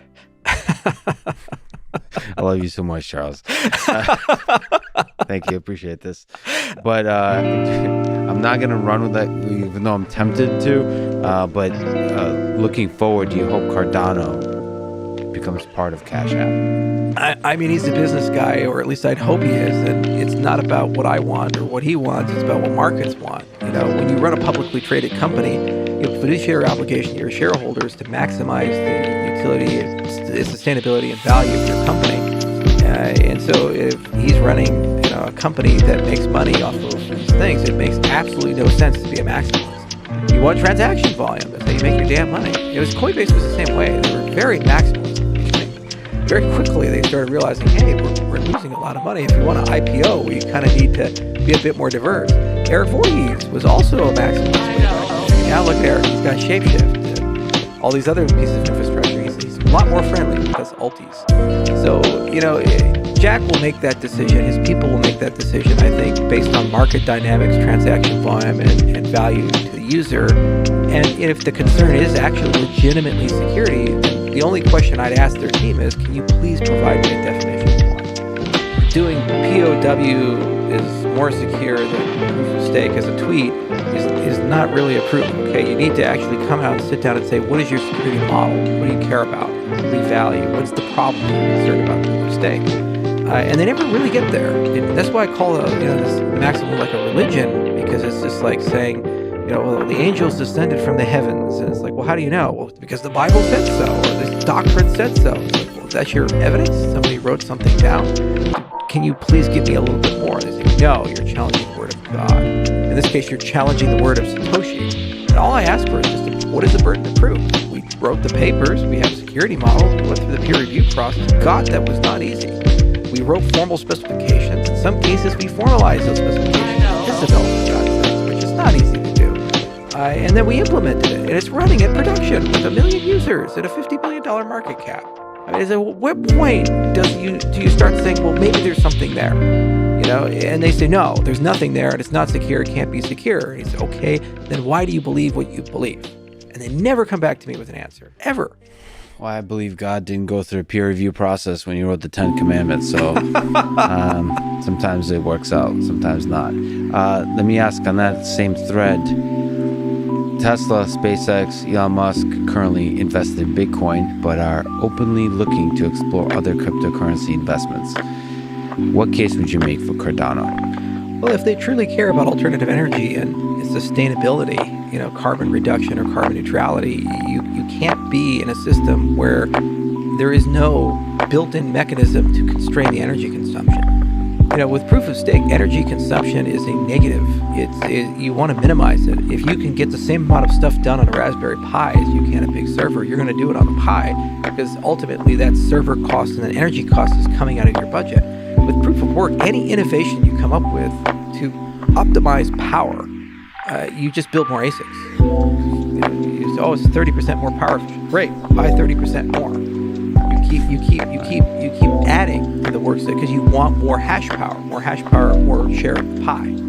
So you have no energy savings component. And I know these people are saying, well, there's a lot of wasted energy in the grid, and this is kind of incentivizing using that wasted energy, and it's a better way of storing it than batteries because you're now storing it as a Bitcoin instead of storing it as energy. Okay, maybe there's some truth to that, but anyway, it's just... The energy is a critical point for you. Yeah, and that's exactly right. The energy is a critical point for me with Tesla, because they assert to be an alternative energy company. And unless they can make the case that somehow the proliferation of Bitcoin is legitimately going to proliferate batteries, solar, and wind, or other things, then it's probably good for them to just focus on the most energy-efficient cryptocurrency possible. Otherwise, you're exacerbating global warming. You're exacerbating the ecological consequences of it. The other thing is Bitcoin is the least programmable of all the cryptocurrencies. And if you want to do interesting, sexy, unique things, let's say Tesla, for example, they want to start doing V2I and V2V for autonomous vehicles and have the vehicles start talking to each other and connected to 5G. Well, imagine if you want to build a telco coin or some sort of 5G coin, and you want to build an IoT layer and network. There's just no real way to do that on Bitcoin with the way it's designed.